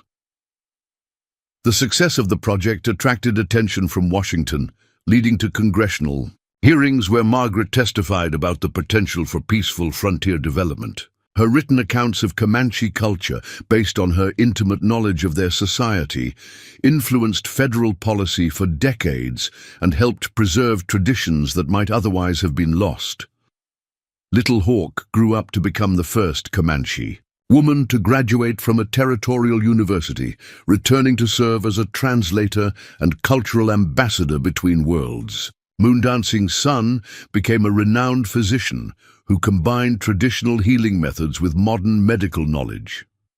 Iron Wolf eventually served as a liaison between the army and various tribal groups, using his warrior skills to prevent conflicts rather than wage them. Colonel Harrison's career advanced rapidly, with his successful negotiation serving as a model for peaceful frontier development. He and Margaret maintained a lifelong correspondence, collaborating on policies that respected indigenous rights while accommodating territorial expansion. Years later, when Margaret was an old woman with silver hair and hands still stained with ink from her constant writing, she would sit by the fire in the evening and tell stories to her grandchildren, some biological, some adopted, all cherished equally. The children gathered around her feet came from various heritages: Comanche, white, mixed blood, and occasionally other tribes whose families had joined the experimental community. "Tell us again about the day you choose truth over safety," Little Hawk's daughter would request, her eyes bright with the same intelligence that had characterized her mother, and Margaret would begin the story as she always did. "Truth is not always convenient, little one. Sometimes it demands that we risk everything we think we want for something we know is right. But I learned that speaking truth, even when your voice shakes, even when your heart pounds with fear, is the only way to build a world where all children can thrive."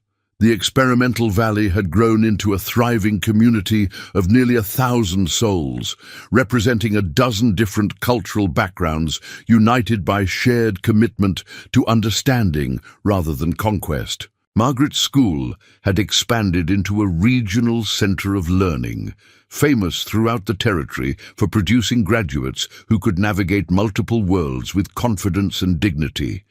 When Margaret died peacefully in her sleep at the age of 78, surrounded by students and family members who spanned multiple generations and cultures, her funeral was attended by territorial governors, tribal chiefs, army officers, and hundreds of ordinary people whose lives had been touched by her unwavering commitment to truth and education. The school she founded continued to operate for over 50 years, finally closing only when the frontier era ended, and such specialized institutions were no longer needed. But its graduates carried her legacy forward, becoming teachers, doctors, lawyers, farmers, artists, and leaders who remembered that strength came not from choosing sides, but from building bridges. Margaret's journals, carefully preserved by her, students eventually found their way to university libraries, where they served as primary sources for historians studying the frontier period. But more importantly, they served as inspiration for educators who faced the challenge of teaching across cultural divides, proving that respect and understanding could triumph over fear and prejudice when wielded by people brave enough to speak. Truth in the face of overwhelming opposition. The marker placed over Margaret's grave bore a simple inscription in both English and Comanche. She spoke truth to all peoples and taught us that knowledge belongs to everyone. But perhaps the most fitting memorial was the annual gathering of her former students and their descendants, who would meet each year at Devil's Canyon to share stories, exchange knowledge, and remember that even in the darkest times, individual courage could light the way toward a more hopeful future. The woman who had begun her journey as a captured missionary had become something unprecedented, a bridge between worlds, a voice for the voiceless, and proof that education guided by truth and compassion could transform enemies into family. Her legacy lived on not in monuments or official honors, but in the countless lives she had touched and the enduring example she had set of what one person could accomplish when they chose principle over prejudice, understanding over ignorance, and hope over despair. 3 decades after the Devil's Canyon Agreement, when the Transcontinental Railroad finally reached the territory, Margaret stood on the platform, watching the first locomotive steam into the valley. The sight stirred complex emotions: pride in the progress her community had achieved, concern about what rapid change might bring, and deep satisfaction in seeing her former students among the crowd of officials and dignitaries who had come to witness this historic moment. James Crawford, formerly known as Swift Arrow, now served as the valley's elected representative to the territorial legislature. His bilingual education had equipped him to navigate the complex legal frameworks that governed the transition from frontier territory to formal statehood. Beside him stood Dr. Sarah Whitehorse, a mixed-heritage physician whose medical practice combined traditional healing methods with the latest advances from Eastern medical schools. Teacher Margaret. James approached her through the crowd, his formal manner barely concealing the warmth of genuine affection. "The governor wants to present you with a commendation for your contributions to territorial development." Margaret smiled, noting how naturally he switched between English formality and the more personal communication style they had developed during his childhood education. "You know, I've never been comfortable with public recognition, James. My work speaks for itself, which is exactly why you deserve recognition," Dr. Whitehorse interjected, joining their conversation. "Your methods have been studied by educators from California to New York.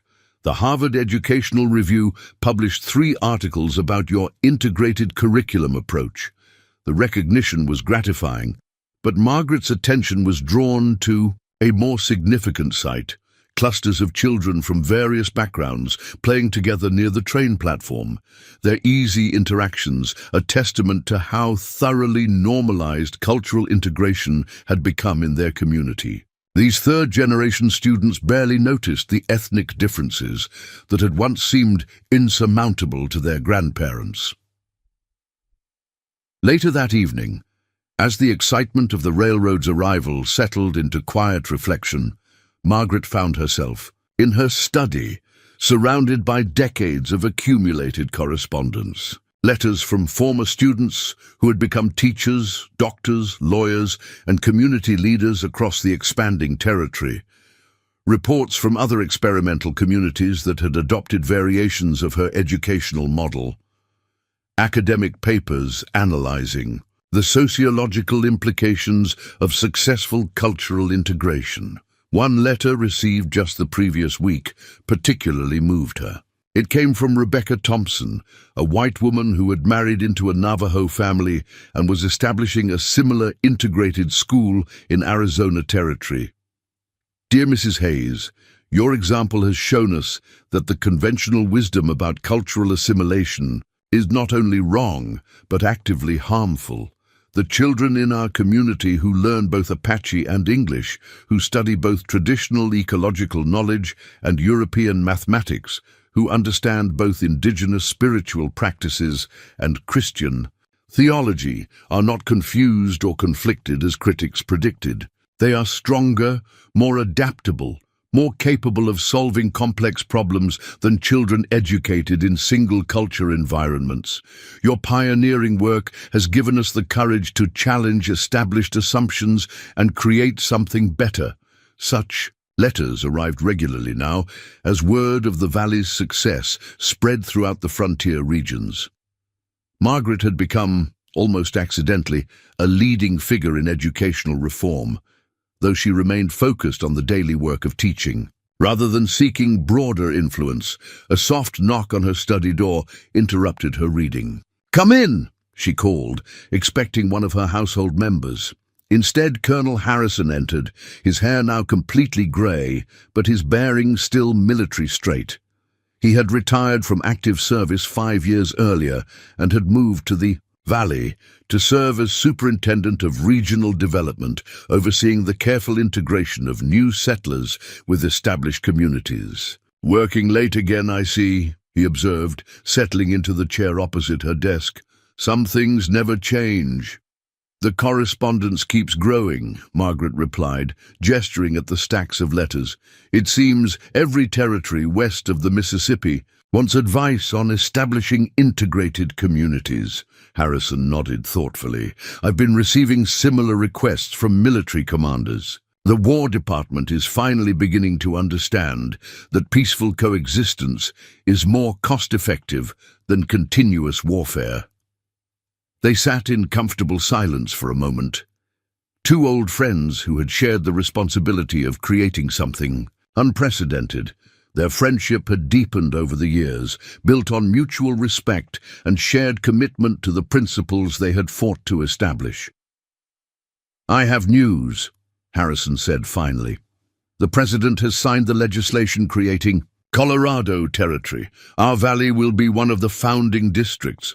Margaret felt a surge of pride mixed with apprehension. Statehood brought opportunities, but also challenges, particularly regarding the legal status of integrated communities that existed somewhat outside conventional territorial governance structures.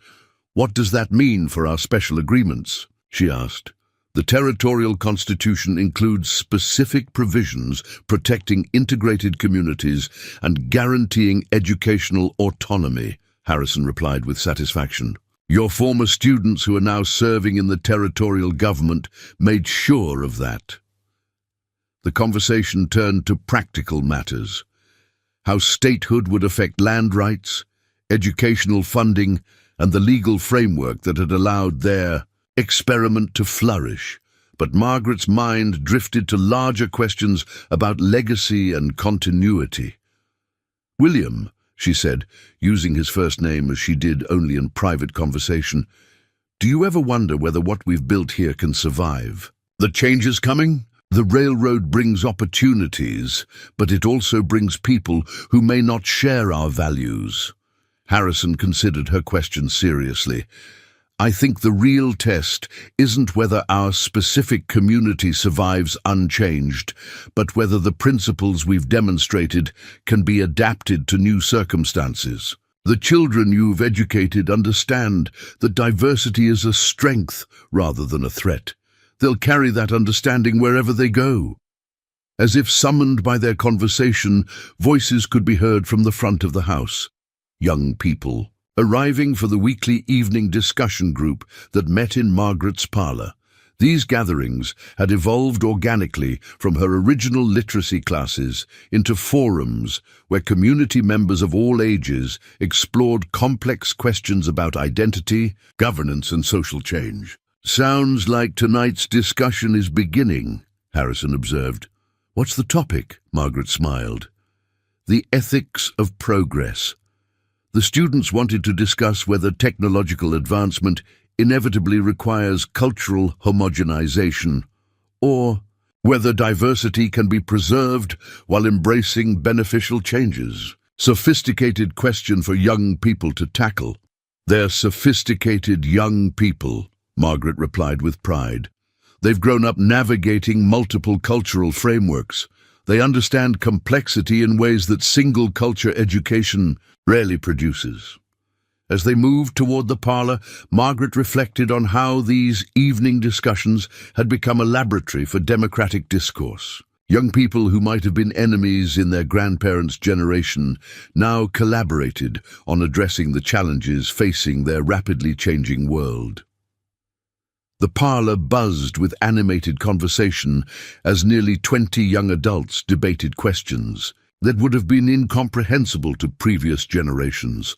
Maria Santos, whose grandparents had fled violence in Mexico, argued with passionate eloquence about the importance of preserving linguistic diversity. Thomas Blackbear, the son of a Cheyenne mother and white father, challenged assumptions about economic development. Rebecca Harrison, the colonel's niece, who had come west for her education, facilitated discussions with skills that would serve her well in the territorial legislature she planned to join. Teacher Margaret, called out David Littlefoot, now a practicing attorney who had studied at both tribal councils and territorial courts. We need you to settle an argument about land use rights. Margaret laughed. You know I don't settle arguments. I help people discover better questions to ask. Then help us discover better questions about whether individual property rights can coexist with traditional collective land management. It was exactly the kind of complex issue that their community had been grappling with for decades, and Margaret felt a familiar thrill at the intellectual challenge. These young people were wrestling with questions that would shape the future of the American West, and they were approaching those questions with frameworks that no previous generation had possessed. The discussion continued late into the evening, ranging across topics from voting rights for women and indigenous peoples to the environmental impact of industrial development. Margaret listened more than she spoke, observing how her former students had internalized the critical thinking skills she had worked so hard to develop. As the gathering finally dispersed near midnight, several participants lingered to continue individual conversations. Margaret noticed Rebecca Harrison deep in discussion with Joseph Singing Wolf about collaborative approaches to territorial governance, while Maria Santos and Thomas Blackbear planned a joint presentation to the Territorial Education Committee about multilingual instruction methods. You've created something remarkable here, Colonel Harrison observed as they watched the young people gradually depart. These aren't just educated individuals, they're architects of a new kind of society. Margaret nodded, feeling the weight of satisfaction that came from work well done. They understand that identity doesn't have to be exclusive, that strength comes from synthesis rather than purity. Most importantly, they know that truth is more powerful than convenient fiction. The following morning brought news that underscored the significance of the changes sweeping through the territory. A telegram arrived announcing that Little Hawk, now known professionally as Dr. Catherine Hawthorne, had been appointed to the faculty of the Territorial University as the first Native American professor in the institution's history. Margaret read the telegram with tears of pride, remembering the shy 10-year-old who had first asked to learn the white man's writing marks. That curious child had grown into a distinguished scholar whose research on traditional ecological knowledge was reshaping academic understanding of indigenous science. The appointment represented more than individual achievement. It symbolized the complete transformation of what had once seemed like an unbridgeable divide between cultures. A Comanche woman would now teach white students, sharing traditional knowledge through academic frameworks while maintaining her cultural identity and connections to her tribal community. That afternoon, Margaret received visitors who reinforced her growing sense that the work begun in Devil's Canyon was reaching far beyond their small valley. A delegation from the Department of Indian Affairs had come to study their integration model for possible implementation in other territories. Mrs. Hayes, The delegation leader introduced himself as Assistant Secretary Morrison. "We've read your reports and observed the outcomes of your educational approach. The department is interested in scaling your methods to address conflicts in other regions."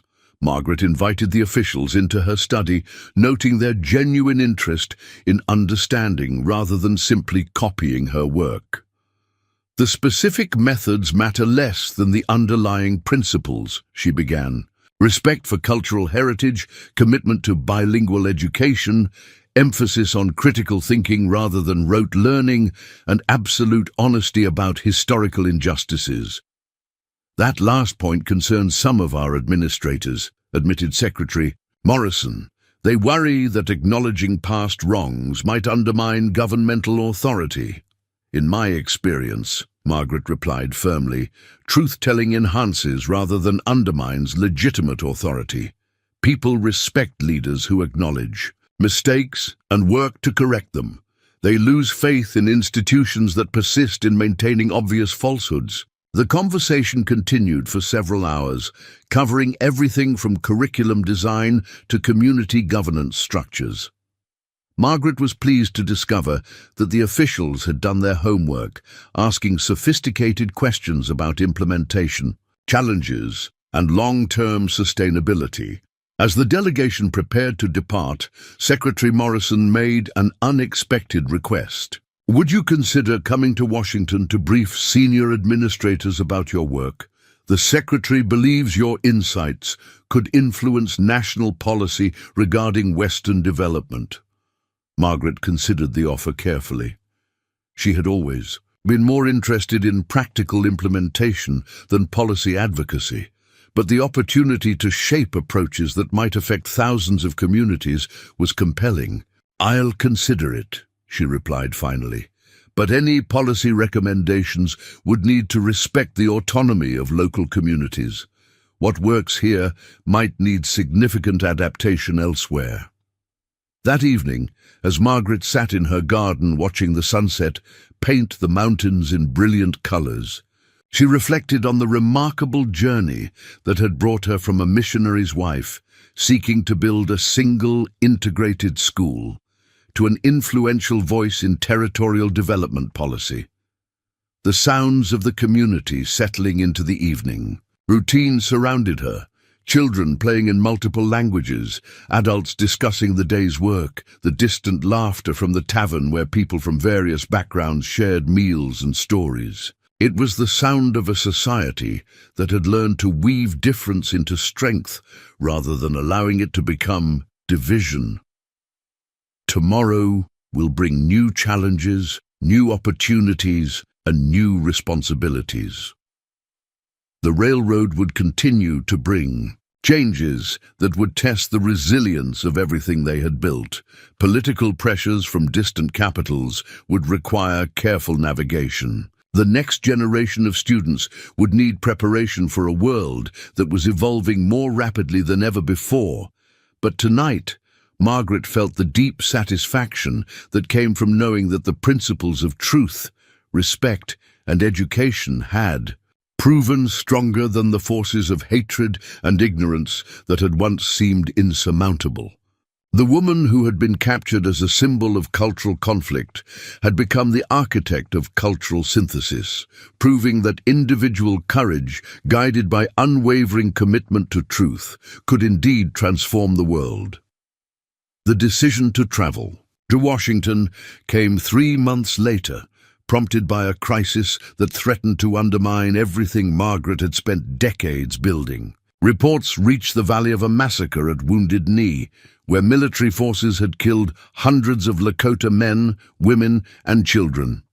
The tragedy sparked renewed calls for aggressive military action against all native populations, regardless of their peaceful intentions or established treaty relationships.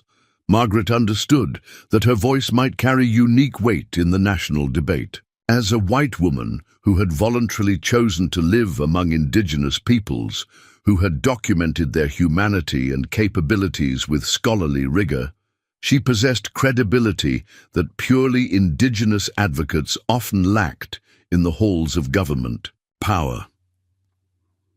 The journey to the capital took 2 weeks by train, a stark contrast to the months-long wagon journey that had originally brought her west. Margaret used the travel time to prepare her presentation, reviewing decades of documentation about successful integration and the students who had emerged from her educational programs. Washington in 1891 bustled with the energy of a nation confident in its expanding power. Electric lights illuminated government buildings, where decisions affecting millions of lives were made by men who had never ventured beyond the Mississippi River. Margaret walked through the marble corridors of the Department of Interior, carrying a leather satchel filled with student letters, photographs of integrated community events, and statistical analyses of economic and social outcomes in the experimental valley. Mrs. Hayes, Secretary of Interior John Noble, greeted her in his ornate office. "Your reputation precedes you. I confess, I'm curious to meet the woman who reportedly tamed savage Comanche warriors with nothing but alphabet lessons." Margaret bristled at the characterization, but maintained her diplomatic composure. "I didn't tame anyone, Mr. Secretary. I learned from them while sharing knowledge that proved mutually beneficial. The Comanche were never savage. They were simply defending their homeland against invasion." Secretary Noble's eyebrows rose at her directness. "That's rather unconventional perspective on frontier conflicts." "It's an accurate perspective," Margaret replied firmly. "One based on 30 years of direct experience rather than newspaper sensationalism or political convenience." The meeting that followed challenged every assumption about federal Indian policy.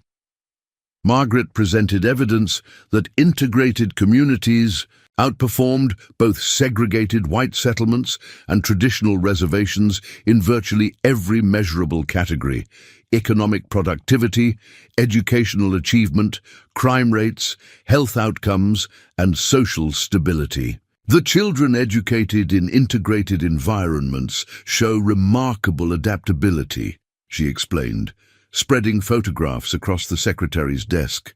"They become effective advocates for their communities because they understand multiple cultural frameworks.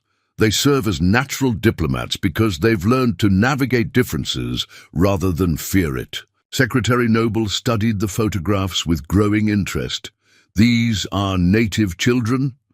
Native, white, and mixed heritage children learning together," Margaret corrected.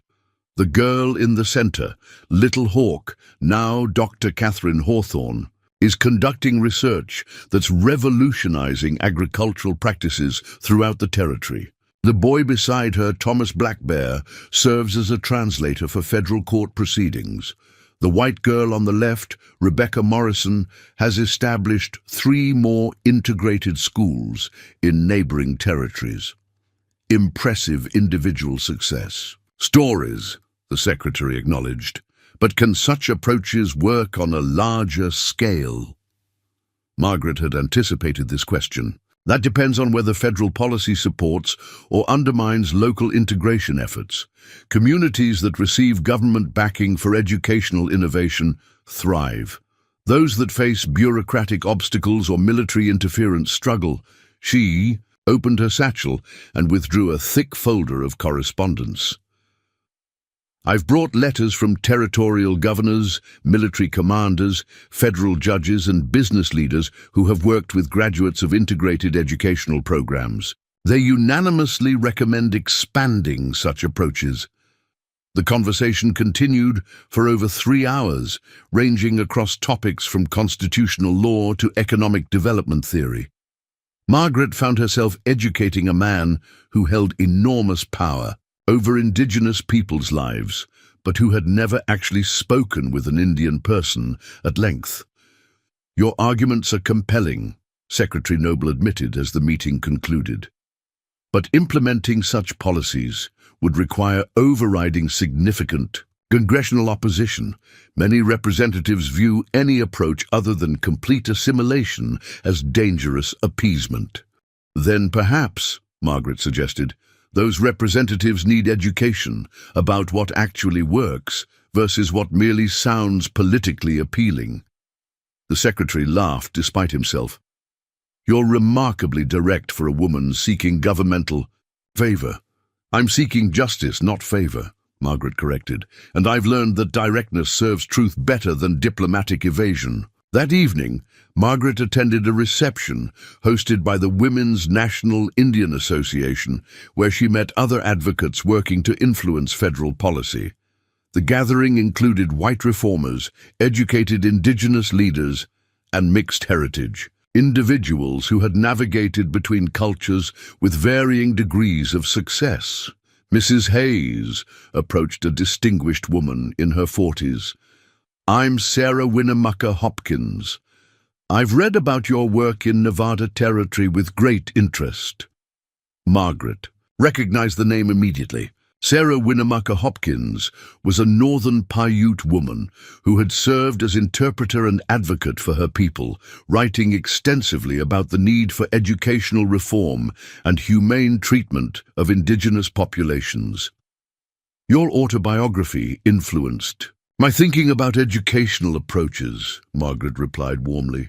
"Your insights about the damage caused by forced assimilation helped me develop alternative methods." The two women found themselves in deep conversation about the challenges of bridging cultural divides while preserving indigenous identity. Despite their different backgrounds, they shared remarkably similar perspectives on the transformative power of education guided by respect rather than domination. "The government officials I've spoken with don't understand the difference between education and cultural destruction," Sarah observed. "They assume that learning English automatically means abandoning tribal identity, which is exactly backwards," Margaret agreed. "Strong cultural identity actually enhances rather than impedes academic achievement. Children who are proud of their heritage approach new learning with confidence rather than defensive resistance." Their conversation was overheard by other reception and guests, gradually drawing a crowd of interested listeners. Margaret found herself conducting an impromptu seminar on educational philosophy, sharing specific examples from her decades of teaching experience.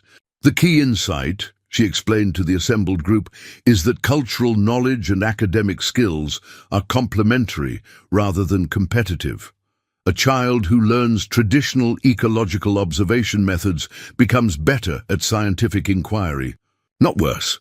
A child who grows up bilingual develops enhanced cognitive flexibility that serves them in all subject areas." Dr. Carlos Montezuma, a Yavapai physician who had become one of the first Native Americans to graduate from medical school, joined the discussion with enthusiasm.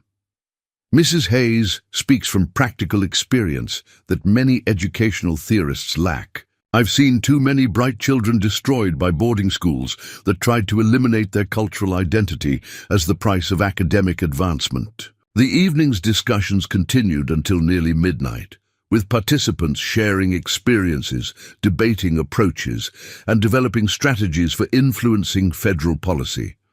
Margaret felt energized by the intellectual engagement and the opportunity to learn from advocates who had fought similar battles in different contexts. The following day brought meetings with congressional representatives, some receptive to new approaches and others rigidly committed to existing policies regardless of their demonstrable failures. Margaret quickly learned to tailor her presentations to her audience, emphasizing economic benefits for conservatives, humanitarian concerns for progressives, and educational outcomes for those interested in practical results.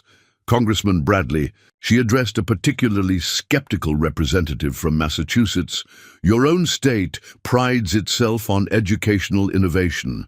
What I'm proposing is simply extending that innovation to populations previously excluded from its benefits." "But surely you understand the difference between educating civilized children and attempting to educate." "Well, Indians," Congressman Bradley replied with obvious discomfort. Margaret's response was swift and pointed. "I understand that prejudice masquerades as principle when people want to justify treating others as less than human. The Comanche Children I've taught learn as quickly and think as clearly as any children you'll find in Boston classrooms." The congressman's face reddened at her directness, but several other attendees nodded approvingly. Margaret was discovering that many federal officials privately questioned current policies, but lacked the political courage to challenge entrenched interests. Her most productive meeting came with General Oliver Howard, a Civil War veteran who had extensive experience with Indian affairs and a reputation for fairness in his dealings with tribal leaders. Unlike many military officers, Howard had observed successful peaceful settlements and understood their strategic value.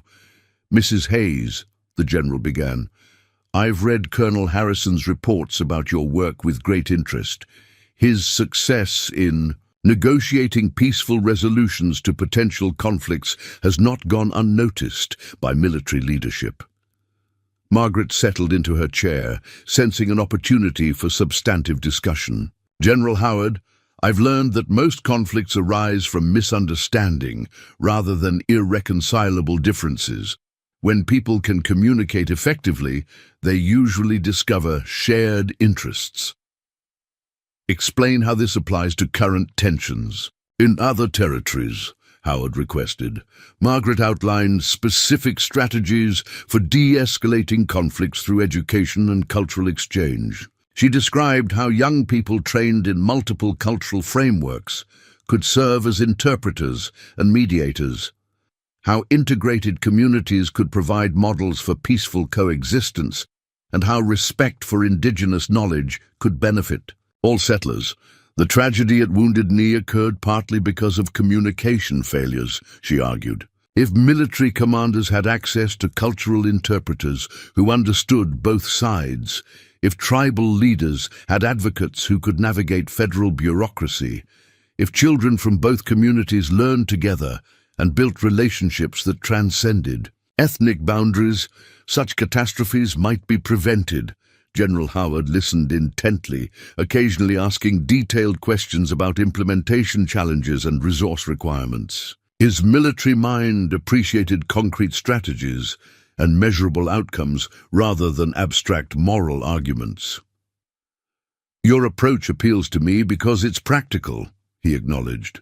"But implementing it would require cooperation from civilian administrators who may be less concerned with long-term stability than with short-term political advantages. Which is why military leadership needs to advocate for policies that actually work," Margaret replied. "Officers who understand the real costs of continued warfare have moral authority that politicians often lack." The general nodded thoughtfully. "I'll consider your recommendations carefully. The army has no interest in fighting unnecessary wars against people who might become productive citizens if given the opportunity." Margaret's week in Washington concluded with a public lecture at the Smithsonian Institution, where she presented her research to an audience of scholars, government officials, and interested citizens. The lecture hall was packed, with many attendees standing along the walls to hear what the Eastern press had begun calling the woman who made peace with savages. "Ladies and gentlemen," Margaret began, "I did not make peace with anyone. I learned peace from people who understood that survival required cooperation rather than conquest. My role was simply to facilitate communication between groups that had been taught to see each other as enemies." The lecture that followed challenged fundamental assumptions about civilization, progress, and cultural hierarchy. Margaret presented evidence that indigenous societies possessed sophisticated knowledge systems, effective governance structures, and educational approaches that could benefit all Americans. "The question before us is not whether native peoples can be civilized," she declared. "They already possess civilization, different from European models, but no less sophisticated. The question is whether we can be wise enough to learn from their knowledge while sharing our own." The response was immediate and intense. Some audience members applauded enthusiastically while others sat in stunned silence. Several professors peppered her with challenging questions about cultural relativism and assimilation policy. Margaret answered each inquiry with specific examples from her decades of experience, maintaining that evidence should guide policy rather than prejudice. Dr. John Wesley Powell, the renowned explorer and ethnologist, approached her after the lecture with obvious excitement. "Mrs. Hayes, your work validates theoretical predictions about cultural synthesis that few scholars have been able to test in practice. Would you consider collaborating on a comprehensive study of integration outcomes?" Margaret was intrigued by the possibility of academic partnership. "What kind of study did you have in mind?" "A systematic analysis of educational approaches across multiple integrated communities, with statistical comparisons to segregated alternatives," Powell explained. "Your practical experience combined with scientific methodology could produce evidence that might finally convince skeptical policymakers." The collaboration that emerged from this conversation would eventually produce groundbreaking research that influenced educational policy for generations. But that night, as Margaret returned to her hotel room, exhausted but exhilarated by the day's intellectual exchanges, she reflected on how far she had traveled from the frightened missionary's wife who had been captured in Devil's Canyon decades earlier. The capital city bustled outside her window, electric lights illuminating a rapidly changing nation. Somewhere in that urban maze, decisions were being made that would affect the lives of millions of people across the expanding frontier. Margaret had done everything possible to ensure that those decisions would be informed by truth rather than prejudice, by evidence rather than assumption.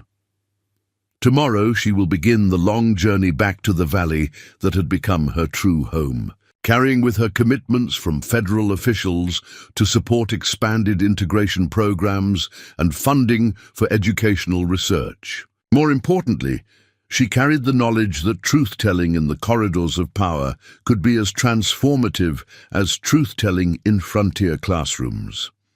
The girl, who had never learned to lie, had discovered that honesty remained her most powerful weapon, even in the sophisticated political environment of the nation's capital. Her unwavering commitment to speaking truth had opened minds, changed policies, and demonstrated that individual integrity could indeed influence the course of history. Up next, you've got two more standout stories right on your screen. If this one hits the mark, you won't want to pass these up. Just click and check them out. And don't forget to subscribe and turn on the notification bell so you don't miss any upload from us.